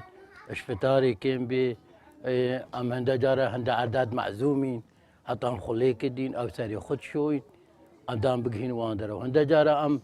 يعني ام روفيت خو خلقي خو بسمامت خو برایت خو ام جوان معزومت کین. چار کمپین آوارهین شنگاله لزاخو هنه که نزدیک 120,000 آواره ji مسلمان و ازدیان پک و جیانا خواته دا درباز دکن. اسلام یوسف کردستان 24 زاخو يعني براستي بيك فاجيون نبس او هم دي بيك فاجين خورنو و خورنما رابين و رنشنامات گلك ريز گرتنا البرانبري هفدو گلك جانا اوام طيبت جاف كاري ما اسلاميت نوفا كامبيدا بحث كري يعني حتى كريستيان دو كيش دو نافهمي كردستان دا قال جارا او يا جانا فريز گرتنا البرانبري مسلمانا نجي ريز گرتنا مسلمان البرانبري دي بونو منا خلك رمضان ادا مسلمان بروجينا دەبینی کریسیان یۆنژی کوردێنمەیان ئێزدی تشتۆل بەرەمبەری بۆنە ناخۆن وەکە ڕێزگرتنەک ئەف ڕێزگرتنەژی پرۆستیژی جهێ دەستخۆشیە پێویدارین ئەف پێیڤەژێنەوەسا جوان ئەف نمونە هەر بمینە بەڵێ هەر ئەو ڕێزگرتنەیە کە دڵەکان ئارامەکات و بێکۆژیان بچەوتر ئەکات لە نێوان هەر نەتەوەیەک بەیەکەوە بنیا هەر ئاینێک کە بەیەکەوە لە یەک شوێنە خەڵکەکانی بژین و پەیڕەوەکانی بژین مەجزاخ و بەرەف دەربەندی خان بە کەبزانی دەربەندی خۆدان بۆ دەربەنی خان باچین بۆ دەربەنی خان کە هەرچەندە بەهۆی بڵاوبوونەوەی ڤایرۆسی کۆرۆنا ماوەیەک تەواوی شارۆچکەی دەربەنی خان کەرەنتین کرابوو بەڵام بەهۆی مانگی ڕەمەزان بەشێک لە دوکانەکان و بازاڕەکانی ئەو شارۆچکەیە لە ژێر ڕێنمایی تەندروستی کرانەوە و کاسبکاران و هاوڵاتیانی دەربەنی خانیش سپاسگوزارن کە بەبێ زیانی گیانی ناوچەکەیان قۆناغی مەترسی تێپەڕاندووە و ئێمەش دەچین بۆ دەربەنی خان دڵمان خۆش بێت ببیننی ئەو دیمەنانی کە ئەو قۆناغە مەترسیدارە و ئەو دڵە ڕاوکەیە نەماوە شڵاوە مۆی ژیڤە بە تو هێدی هێدی ژیان وەکی بەری و جوانتر و پاقشتر زۆرتە بەرەف دەربەندی خۆ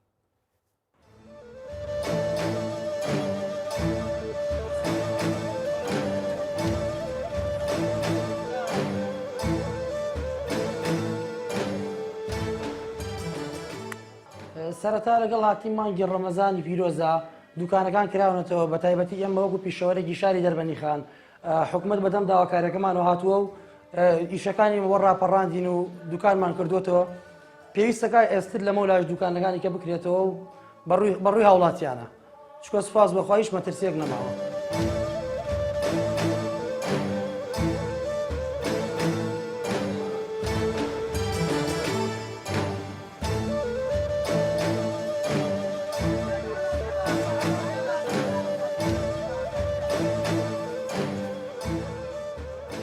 بەناوی خی گەورە میهرەبانەوە الحەمدولله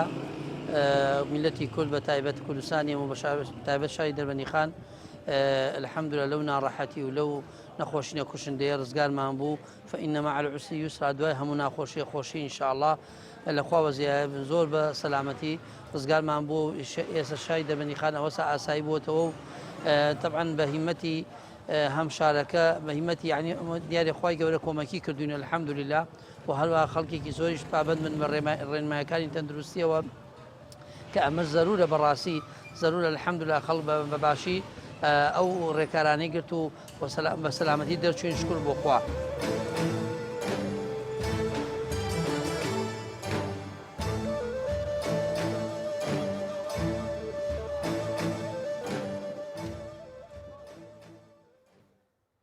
ئەوژی دەربەندی خۆن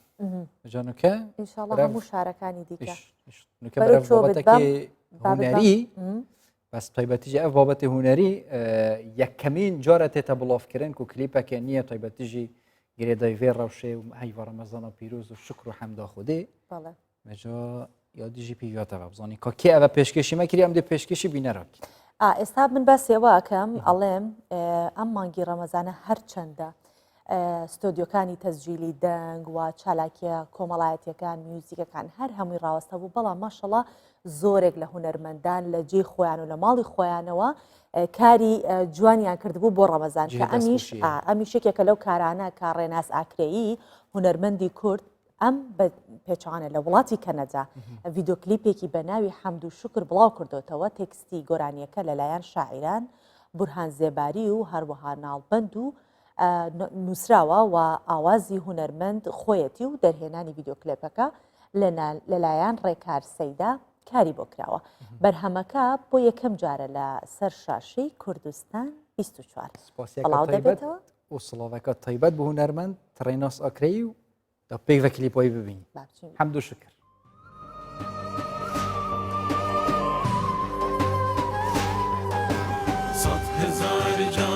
شكر هرب خدان حكمته آمر مطلق أوكاغه بدن بقصته صف هزار جارا شكر هرب خدان حكمته آمر مطلق أوكاغه بدن بقصته وإيش عدم إينان وجودي عالم وعسمان وعالم نعمت و خوشی گلک دان هم نخوشی و قهر و درد تنه و ذاتك قديمة بزوالة وخرتمت ويشكر حكمة وصانة خونا إيخن غفلتي دانو هلالو برن شولك دريجة وجارية چونك دنيا برزوالة يا نخوشة ويارية خالق ترتيب ودانا چونك او شولابية داهمش في حكمة آري تازة بقرين عبرتي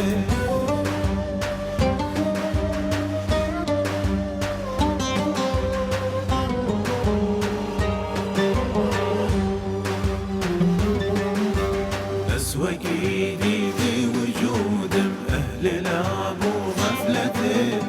أسنى الظالم من المرني خاجه أمنيتي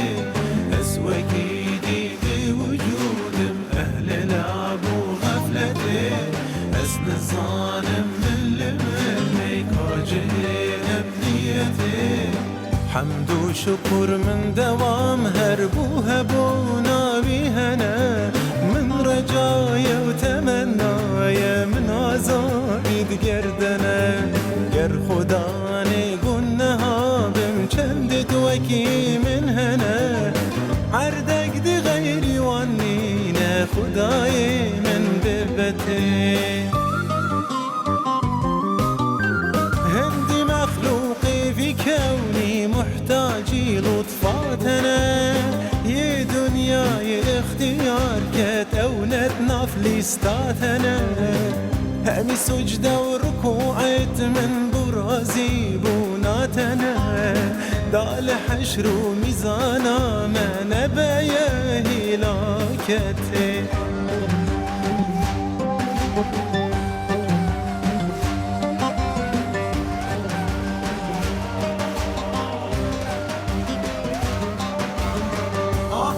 بدرد وبلاي أخبو بقهر وخمي أخبو بجرح وبين بكوب ملحمي أخبو بطاري شديد بربية بعالمي اكبو ديني نافقر هيت شوقك اجدل عادتي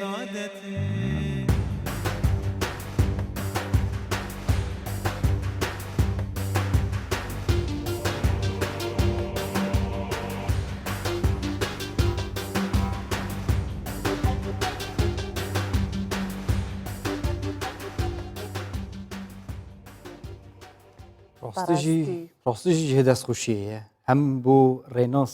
ڕاستی دەنگێکی گەلێکی خۆش بەرهەمێتیت بەرێژی ڕاستی جێ دەستخوشینە تایبەتی هەف بەرهەمە و یا دوێژی کلیپ یا سێش هەمی گرنگترژی هەر بابەتێک و بەرهەمێکی دەست و پەنجێن یعنی مامۆستای بەڕێز و ڕێزدار بڕهان زێباری تێدا بن تەبان دێوسە شتێکی جوان دەرکەوێت سڵاو و ڕێزێ تایبەت بوو مامۆستا بڕهان زێباریش بەڵێ وە گرنگتر لەوەش کە یەکەم جارە لە سەر شاشەی کوردستان 24 نمایشکرا و سبەینێ وا بڕیارەکە ئەو ڤیددیۆکلیپە ئەبڵاو بکرێتەوە لوکیشنێکی زۆر جوان بەڕاستی چێژبەخش بوو من و ژبان لێرە زۆر لەزەتمان لێ برد هیوادارین کە ئێوەش بەو شێوەی بەدڵتان بوو بێت و دەچینە بڕگەی دووهەمی پرۆگراممانەوە بڕگەی تەندروستیە و ئێمە هەوڵی ئەومان داوە ئەم 15 شەوە زۆربەی ئەو نەخۆشیانی کە تۆزێ خۆی هەموو نەخۆشیێک ناڵێم تۆزێ هەموو نەخۆشیێک بەشی خۆی کێشە و گرفتی ئەوەی هەیە کە لە ڕەمەزانە چۆن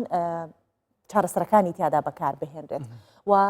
ئێمە باسی نەخۆشیەکانمان بە جیاجیا کردووە بەڵام ئێستا باس لە ئەوە کەین کە بەگشتی ئەو چارەسەرانەی کە وەکو دەرمان و دەرزی و حەبوو ئەو شتانەیە کە ئەو نەخۆشانی حەز ئەکەن بە ڕۆژوو بن چۆن بەکاری بهێنن کە ئەمە بابەتێکە دوودڵی قەلەقی لەلای ئەو کەسانە دروستەکات کە دەرمانی پەستانی خوێنیان هەیە دەرمانی شەکرەیان هەیە هەر شتێکی دیکە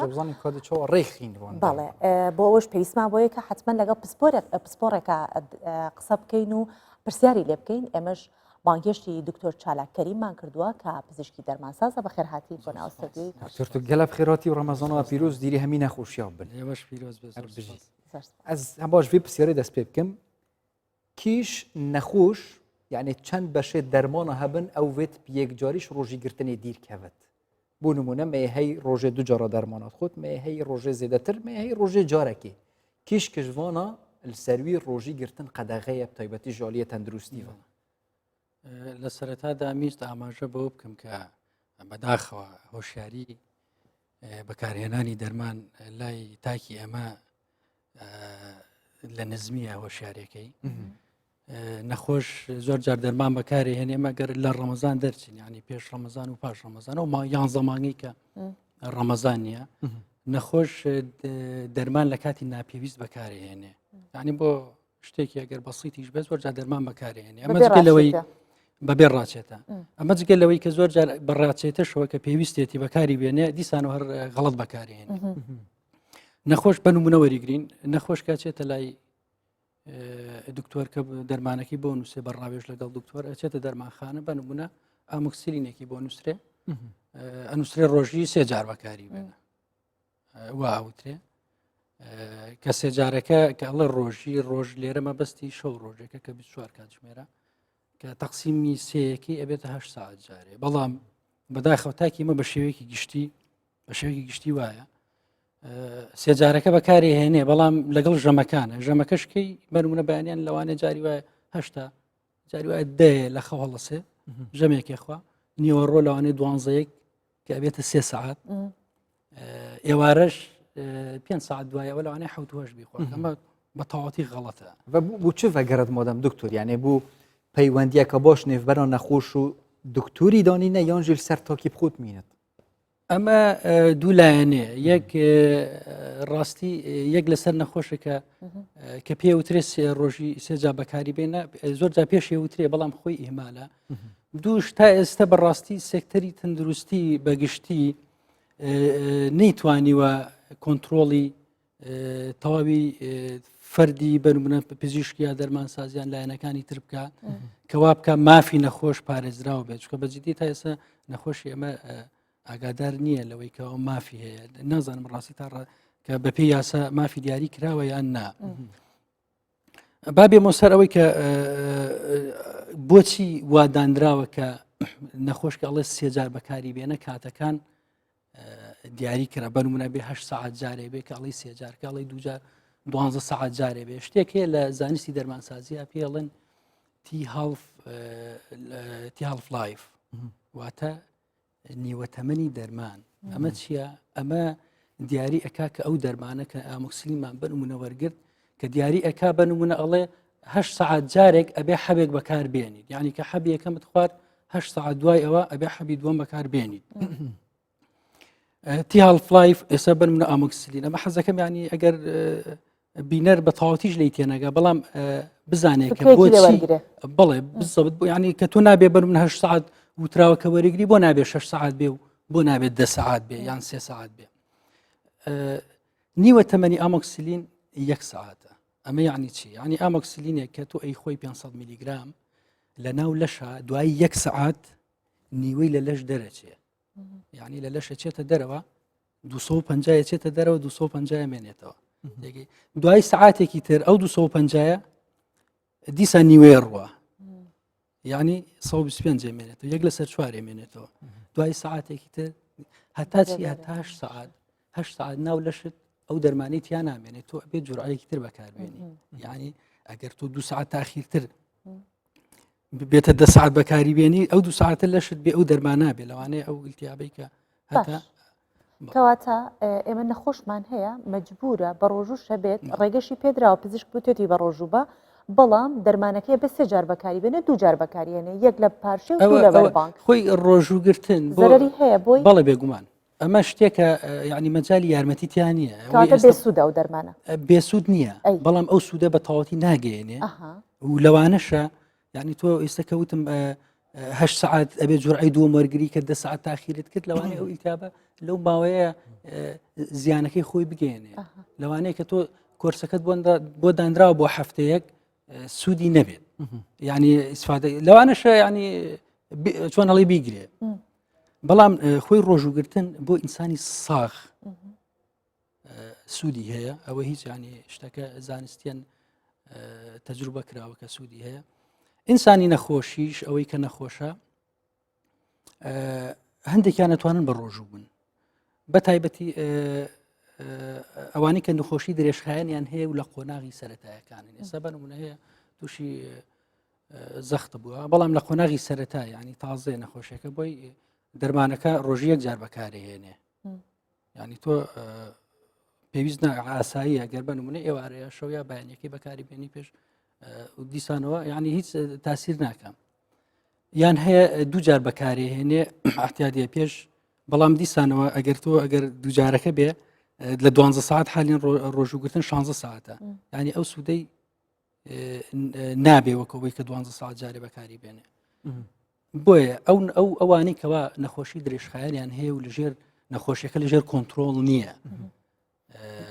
نابێ بە هیچ شێوەیەک بە ڕۆژوو بن ئەوانەشی کەوا لە نەخۆشی درێژخایەنیان هەیە و لە قۆناغی سەرەتای نەخۆشیەکەن دیسانەوە ئەبێ ڕاوێژ لەگەڵ دکتۆر ئابکەن زیاتر چ نەخۆشیەکەن یانێ تایبەتیژی هەم سەر وەرگرتنەوە دەرمانە و هەمژی سەر یانێ چارەسەریە vێت gelek hişyarî xwe bin ji rojî girtinê dîr kevin taybetî eger destpêkan saxiye ئێستا بە نمونە ئەوانەی نەخۆشی شەکران هەیە شەکرە ئێستا نەخۆشی هەیە شەکری هەیە تازە توش بووە ڕۆژیەک جار حەبەکە بەکارهێنێ لەژێر کۆنتترۆڵیشە کۆنتترۆل مەبەستم چێ یعنی تۆ ئەوە پێش دەستپێکردنی ڕەمەزان بە 3 مانگ 4 مانگ لەگەڵ بەکارهێنانی دەرمانە بە نمونە شەکرەکەی لە 140 بۆ 160 بۆ لەو بینە یاری کردووە بەڵام بەرز و نزمێکی وای ئەوانە توان بکە بە ڕۆژوو بن کە ڕۆژی یەک جار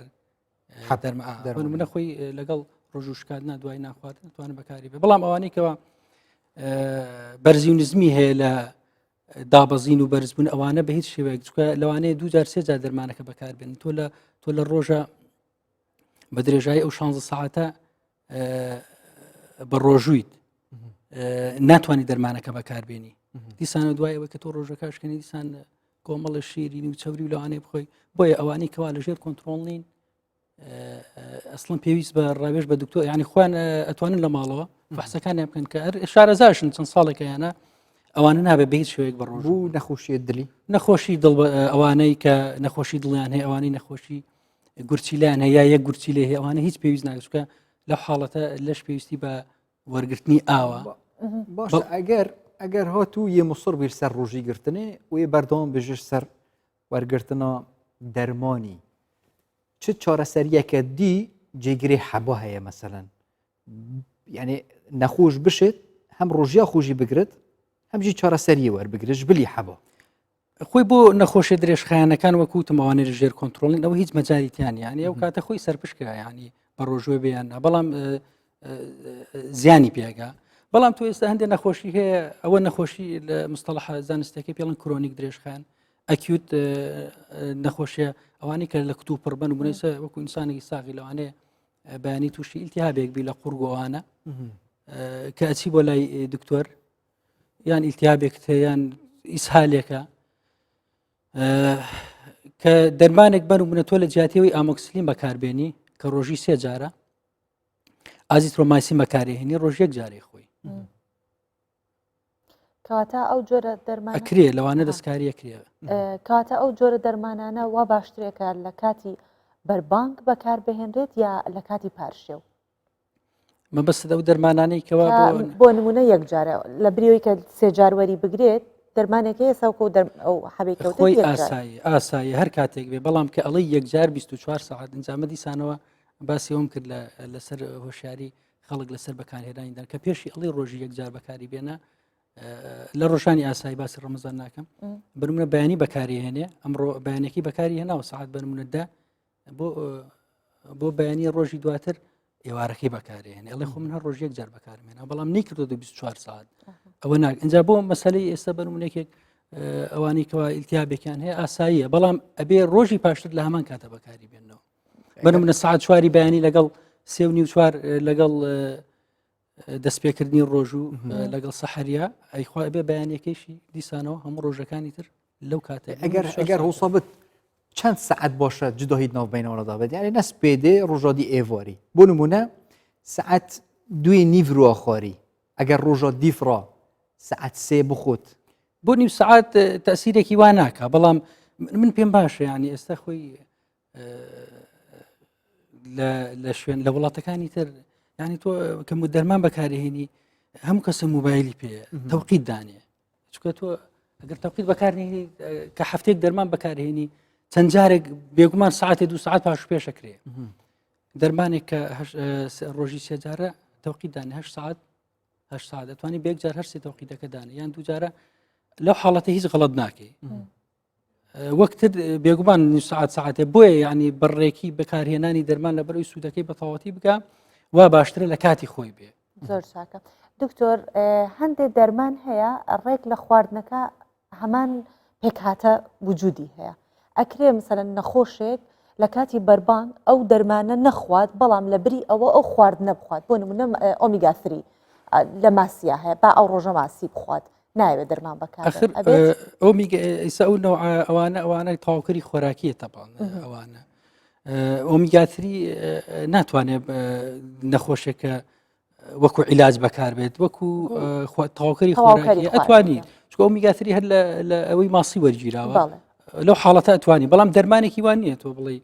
بۆ نەخۆشی بزڵێت چکە و دەرمانانە ئەگەر هەرنێت دەرمانی ئەوانشی کەوا لە جیایی وەرگیراون تۆ لە بڕێکی زۆری جا تا ئەو تۆزە دەرمانی ناکرێت جێگرەوە نییە باشە ئەی هەندێک کەس هەیە ئەڵێن ئەم دەرمانە تا 3 ڕۆژ بەکار بهێنە لەسەری دووهەم ڕۆژ چاکە بێتەوە وازی لێ ئەهێنێت بۆ ئەمانە لە ڕەمەزانە چۆن ئەبێت وازی لێ بنێت تەواو گەڕایەوە بۆی ئەبێ دیسانە کۆرسەکە دووبارە کاتەوە خۆی بەکارهێنانی دەرمان کۆرسی هەیە 3 ڕۆژە هەیە هەفتەیە هەشە 2 هەفتەیە ناخۆی 2 ڕۆژەکە جارێ بۆچی وازیێنەوە لەبەر ڕەمەزان مەبەستە بەڵێ لەبەر ڕەمەزان ئەبێ هەفتەیەک 10 ڕۆژی پێ بچێ اینجا کورسی ئەوەی دەست پێ بکاتەوە بۆ کورسی دووەم چکە لەو حاڵەتە زیانەکە ینی تۆ دەرمانەکەت ئەگەر بینێکی تێنەکەی لە جیاتیاوی 3 ڕۆژ بەکارتێنەوە ینی 3 ڕۆژتر بدەیت دەمە بێتە 5-6 ڕۆژ لەو حاڵەتە vêcarê ez behsa nexweşiya taybetî xudê bikim çijin bi çi zalan bit berî heyva Remezanê dest pê bikit meselen êvariya dermanê xwe yê xudê werdigirt û adeten jî ji bo xudê û sawekê têgotin vê tu yê saetê hemî rojekê bixwit wekî Remezan dest pê kir diguhorit kite piştî berbangî bi wî dirist e wextê wê bigorit yan jî dîsa diçte destpêka wergirtina çareserî yanî dê dîşa sifrê dest pê kir خۆی لەو بەکارهێنانی دەرمان ئەوانی کەوا درێژخارن وەکو ئەوەش بە غوددا لەشی مرۆڤ چۆن ڕاهاتووە پێشتر بەنمونی ئێوارە وەریگرتووە وا باشترە هەر دیسان هەر ئێوارە وەریگرێتەوە طبعاً هەندێک دەرمان هەیە تۆ هەر باشیەکەی وایە کە تۆ لە بەیانیانە وەریگری یعنی لەش لەو حاڵەتانی هۆرمۆنات دەرەکە وا باشترە و دەرمانە لەو کاتایە بەکار بێ بەڵام تۆ بۆ ماوەی مانگێک بەکاری بێنی لەو حاڵەتە سوودەکەی هەر ئەبێ بەڵام دیسان و ناکات ئەوەی کەوا وەکو پێشتر بەکارتێنەوە بەڵام ئەو دەرمانانی کەوا یەکجار بەکارێنی ئاساییە گەر کاتەکەشی بۆڕی زۆر کاریگەری نابێ باشە خەڵک لە ڕەمەزانە بێتاقەتە بێت لە بەکارهێنانی حەب چونکە 3 جارە و 2 جارە و هیچ حەبێک نیە کەم حەب هەیە نیە بە یەکجار بێت زیاتری هەمووی 3 و 2 وانە باشتر وایە حەب بەکاربێنرە یا دەرزی ئەگەر وابێ خۆی بەکارهێنانی حەب باشترە دەرزی بەداخەوە لە وڵاتی ئێمە بۆتە چۆیزی هەڵبژاردننی یەکەم هەتا دەرمان هەبێت چکە ئەو حەبا کاتی ئەبێ هەتا ئەچێتە ناو سووڕی خۆنە و دەرچوونی لە لەش ئاسانترە وەک لەوەی دەرزی ڕاستە خۆ بچێتە ناو لەشەوە بەکارهێنانی دەرزی لە حاڵەتی ئللا تەواریە یان حاڵەتێک ئەوە بێ بەکار بێ بەڵام بەداخەوە لێرە زۆر بەکاردێت ئەمیش ئەگەڕێتەوە بۆی تا ئێستا دەرمان ڕاستی تەنها دەرمانساز کاری پێوە ناکات ئێستا ئەگەر دیقەت بدەن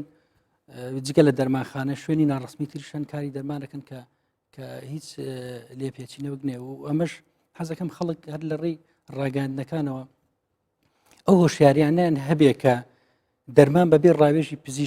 پزیشکی پسپۆر و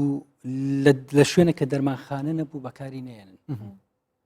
لە دەرمانخانە دەرزی لێ نەدرێ لە عیادەی کارمەندی تەندروستی با دەرزی لێ بدرێ یعنی هەر کەسە و کاری خۆی بکات ئەو کاتە بەڕاستی خەڵکیش ئەگەر هۆشیار بێتەوە کاتە مەبەستەکە بە جوانیە گەیشت. دکتۆر شتێکی تر هەیە زۆر خەڵک بەکارێنەوە مەترسیدارە ئەشی بیسی مەترسیا بەڵام هەر بەکارێن بەڵام چونکە جەنابەت پسپۆری زیاتر احتیمال لە ڕوونکردنەوە بدەیت باشتر بێت تێکەڵکردنی دەرزی ئەها کە نەخۆش بەڵێەوە بەداخەوە تێ ئەڵە تێکەڵەیەکم بۆ لێ خۆی ئەگەر ئەو شتە بنەمایەکی زانستی هەیە بۆیە کۆمپانیەکان خۆیان دروستیان نەکرد ئەو تێکەڵەیە کە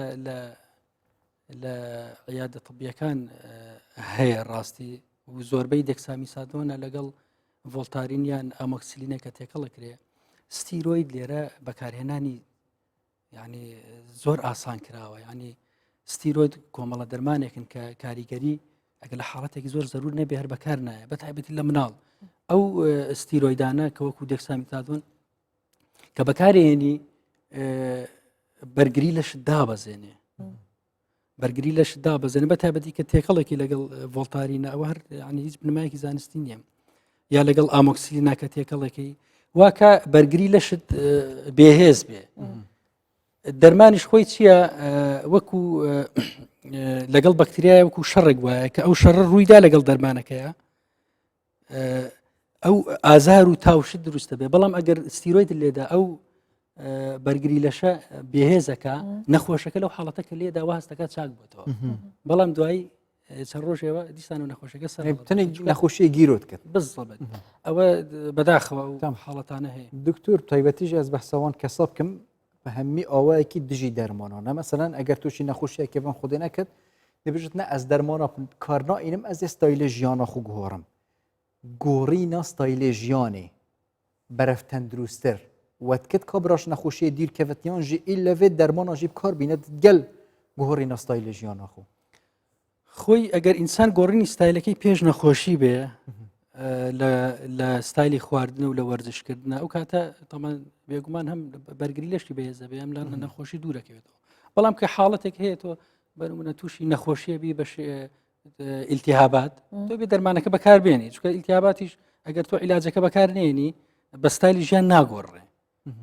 ئیلتیهاباتە هەیە بەکتریا لە لەشتێ ئەبێ دەرمان بەکاربێنی بەڵام هەرێ نەخۆشی وەرزی هەیە بەنمونە تووشی هەڵامەتێکە بی تووشی کۆکەیەکە بی ئەوانە ئەگەر دەرمانش بەکارنێنی بەجددی ئێستا چکەونە دەرمان بەکارهێنراوە تۆ تووشی هەڵامەتێکە بی ئێستا هەفتەی دەرمان بەکاری نەگەر بەکارژینە بە هەفتەیەگەر چاکە بیتەوە ئەجا بۆ ئەو نەخۆشیانە بزدەبێت بەڵام نەخۆشیەکە بەهۆی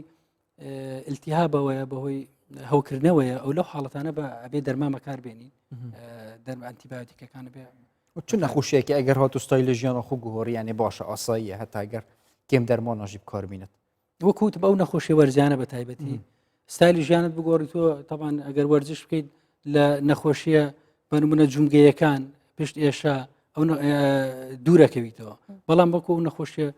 درێژخانەکان کە تۆ تووشت بوو ئەبێ دەرمان بەکاربێنی دکتۆر هەندێ خەڵک هەیە ئەڵێن پێی مەسەرەن دەرمانێکی دەنێ ئەندە الحاجە لە کاتی پێویستە بەکاری بهێنە بۆ نمونە ئەم تۆزە ڤۆڵڤاست کە ئەکرێتە پەرداخی ئاو بەکارهێنرێت چەندێکە بێ بەسەریا تێپەڕە دووبارە بەکاری بێنێتەوە هەیە 24 ساعتی بەسەر تێنەپڕ لە 12 ساعتە دانێتر بەکارەهێنێتەوە زیانی زۆرە زیانی نەخۆی نەخۆ ئێستا بنمونە ڤۆڵفاست بنمونە وەرگین 12 ساعت جوارە ئەتوانی بەکاربێنی یان پاراستۆڵ ئەتوانی تۆ 1000 میلیگرام دەم پاراستۆڵ 1000 میلیگرام جۆرعکێتی 6 ساعت جار ئەتوانی بەکاری بێنی ئەوە لە حاڵەتێک بەڵام ئێستا بکە پاراستۆڵێک لە درێتێ ئەڵێ ئۆنی لە حاڵەتی پێویست تۆ ئەگەر ئازارت نییە نابێ هەر بەکاری پێویست ناکە بەکاری بێنی ئەبێ پێشت بوترێ ڕاستی ئەو شتانە بەڵام کە ئازارت هەیە کە ڕۆژی 4 جار بۆ تێ بەکاربێنی ئەو 4 جارە ئێستا ئازارت هەیە بەکارت هێنا بەڵام 2 ساعتر ئازارتە براوی بەکاری بێنی ئەبێ 6 ساعتەکە تەواوکە یعنی 4 جار بۆ تێ بەکاری بێنی ئەگەر ئازارتە بوو 4 جارەکە 6 ساعت 6 ساعت جارێ بۆ ڤۆڵفاستەکەش کە 2 جار بەکاری هێنی ناکری ئێستا تۆ بەکاری بێنی 4 ساعتی تر ئازار تێ بەکاری بێنی تۆ بۆ تێ 2 جار بەکاری بێنی بەس کە پێتەڵە ئەندە حاجیان لە کاتی پێویست مەبەستی ئەوەیە کە تۆ ئەگەر ئەمڕۆ ئازارت نەبوو ئەو 2 جار هەر بەکاری مێنە انشالله دیری همین نخوشی بن دکتر ممنونیتوین نفشه و پاشی و گل مدابین دکتر چالا کریم پزشکی پسپور درمان سازی زور سپاس با دکتر بر رمضان درمان برف درمان دل و مزگفته بابچینە لای مزگەوتی گەورە لە مەڵبەندی خوداپەرستی و زیکر و عیبادەتەوە تا ئەمڕۆ چەندین کەسایەتی و ڕۆشنبیر و مامۆستا و ئاینزان تیا پێگەیشتون لە مزگەوتەکان شوێنی سۆفیگەری و ڕۆشنبیری و زانست بووە ئەم سەردەمەش لانەی هەزاران کەسی هەژار و بێنەوایان بووە لە مانگی ڕەمەزانیشدا جممەی هاتۆ لە مسلمانان و هەژاران و بێلانەکان و خێرخوا ئەوانی کە خێریشان کردو هەر خێرەکانیان بردوتە ئەوێ و لەوێ لە ڕەمەزانان خێرەکانیان بەخشیوەتەوە بەڵام ئەمساڵ بەهۆی قەدەغەی هاتوچۆ بۆ بەرگاربوونەوەی ڤایرۆسی کۆرۆنا دەرگای مزگەوتی گەورە بە داخراوی مایەوە و تەنیا دەنگ و سەدای بانگ و قورئانەکان ئاوادانی پێدەبەخشی بڕیاریشە سبەی یەکەم نوێژی بە کۆمەڵ لە مزگەوتەکانی سلێمانی دەستایبەتی بەکردنەوە دەرگای مزگەفتە دلی گەلک خەلکی تایبەتیش هەمی مسلمان خۆشکرێ دەست پێکا خێرە بتە بەرەف مزگەفتە مۆزن و بچین زانی کاچەوە هێدی ژیان دەست پێ لەگەڵ بنیادنانی شاری سلێمانی مزگەوتی گەورەش دروست کرا لەسەر دەستی ئیبراهیم پاشای بابان وێڕای ئەوەی شوێنێکی ئاینی پیرۆز و شوێنی عیبادەت و خواپەرستی و زانست بوو شوێنێکی گرنگی خزمەتگوزاری و کۆبوونەوەی دانیشتوانی ناوچەکە بووە بۆیە گەورەترین و بەناوبانگترین مزگەوتی سلێمانی بووە یەکەم مامۆستای ئەم مزگەوتە شێخ مارفی نۆدێ بووە پاش کاک ئەحمەدی شێخ سەید غەوسە و شێخ مەحێدینی سەید غەوس خەتیبی بووە لە زمانی کاک ئەحمەددا حاجی مەلا عەزیزی دێلەژەیی کراوە بە واعیست لە سەردەمی شێخ مەحموودی حەفیددا شوێنی کەڵپەسەندنی جۆشی نیشتیمان پەروەری بووە تەرمی کاک ئەحمەدی شێخ و شێخ مەحموودی حەفید لەوێ نێژراون یەکەم مزگەوت بووە کە نوێژی هەینی تیاکراوە و گۆڕی پاشاکانی بابان لەوەیە یەکەم منارە لە سلێمانی لەم مزگەوتەدا دروست کراوە لەسەر بڕیاری سوڵتان عوسمانی سوڵتان عەبدولحەمیدی دووەم لە ساڵی 1380 کۆچی پۆشاکی کەعبە و قورئانێکی سەردەمی خولەفای ڕاشیدین لە مزگەوتی گەورەدان 235 ساڵە ئەم مزگەوتە لە ناوجەرگەی شاری سلێمانی بۆتە سونبولی خێر و عیبادەت و لانەی بێنەوایان و بەرامەی ئاوەدانی بۆ دانیشتوان و گەشتیاران بەتایبەت لە مانگی ڕەمەزان خواردن بۆ هەژاران دروست کراوە و خوانی هەزاران کەسی تێدا دەکرا بەخێر بەڵام ئەم ساڵ بە هۆکاری بڵاوبوونەوەی ڤایرۆسی کۆرۆنا ئەو مزگەوتە بە چۆڵی و دەرکەی داخراوی مایەوە و هیچ کەس نەیتوانی سکی برسی و تینووی عیبادەت لەو مزگەوتە تێر بکات هاژە غەفور کوردستان 24 ئەوژی مزگەفتە مازنە باژەڕی سلێمانی و ئیشڵە هێدی دەرگێت مزگەفتە دەینە بەکردن و ژیان دێ جوانتر و پاکەشتر دەست پێکێت و پاشیوە ئەفشەڤەژی مە پێشکێش کرد ئیشڵە پاشیوەوە خێر و سەحەت و بەرەکەت بێت هەر تشتە کرد سەر سفرەوە نوکە نعمەتە خودەیە دەست پێ بکەین هیچی پاشیوە خوب خۆن ئەمیش دێ پاشیوە خوب دومایکینین ئەمی چی پارێکە پاشیوێ خۆن ئینشاءڵڵا ئەم شەویش کۆتاییمان بە پرۆگرامی پاشی هێنا و وەک شڤانوتی ئێمە ئەچینە سەر سفرەی پارشی بوو ئێوەش پارشیفتان بکەن و دوعای خێر بێ بەشمان مەکەن بەش بیر نەکەن سەلام عەلیکم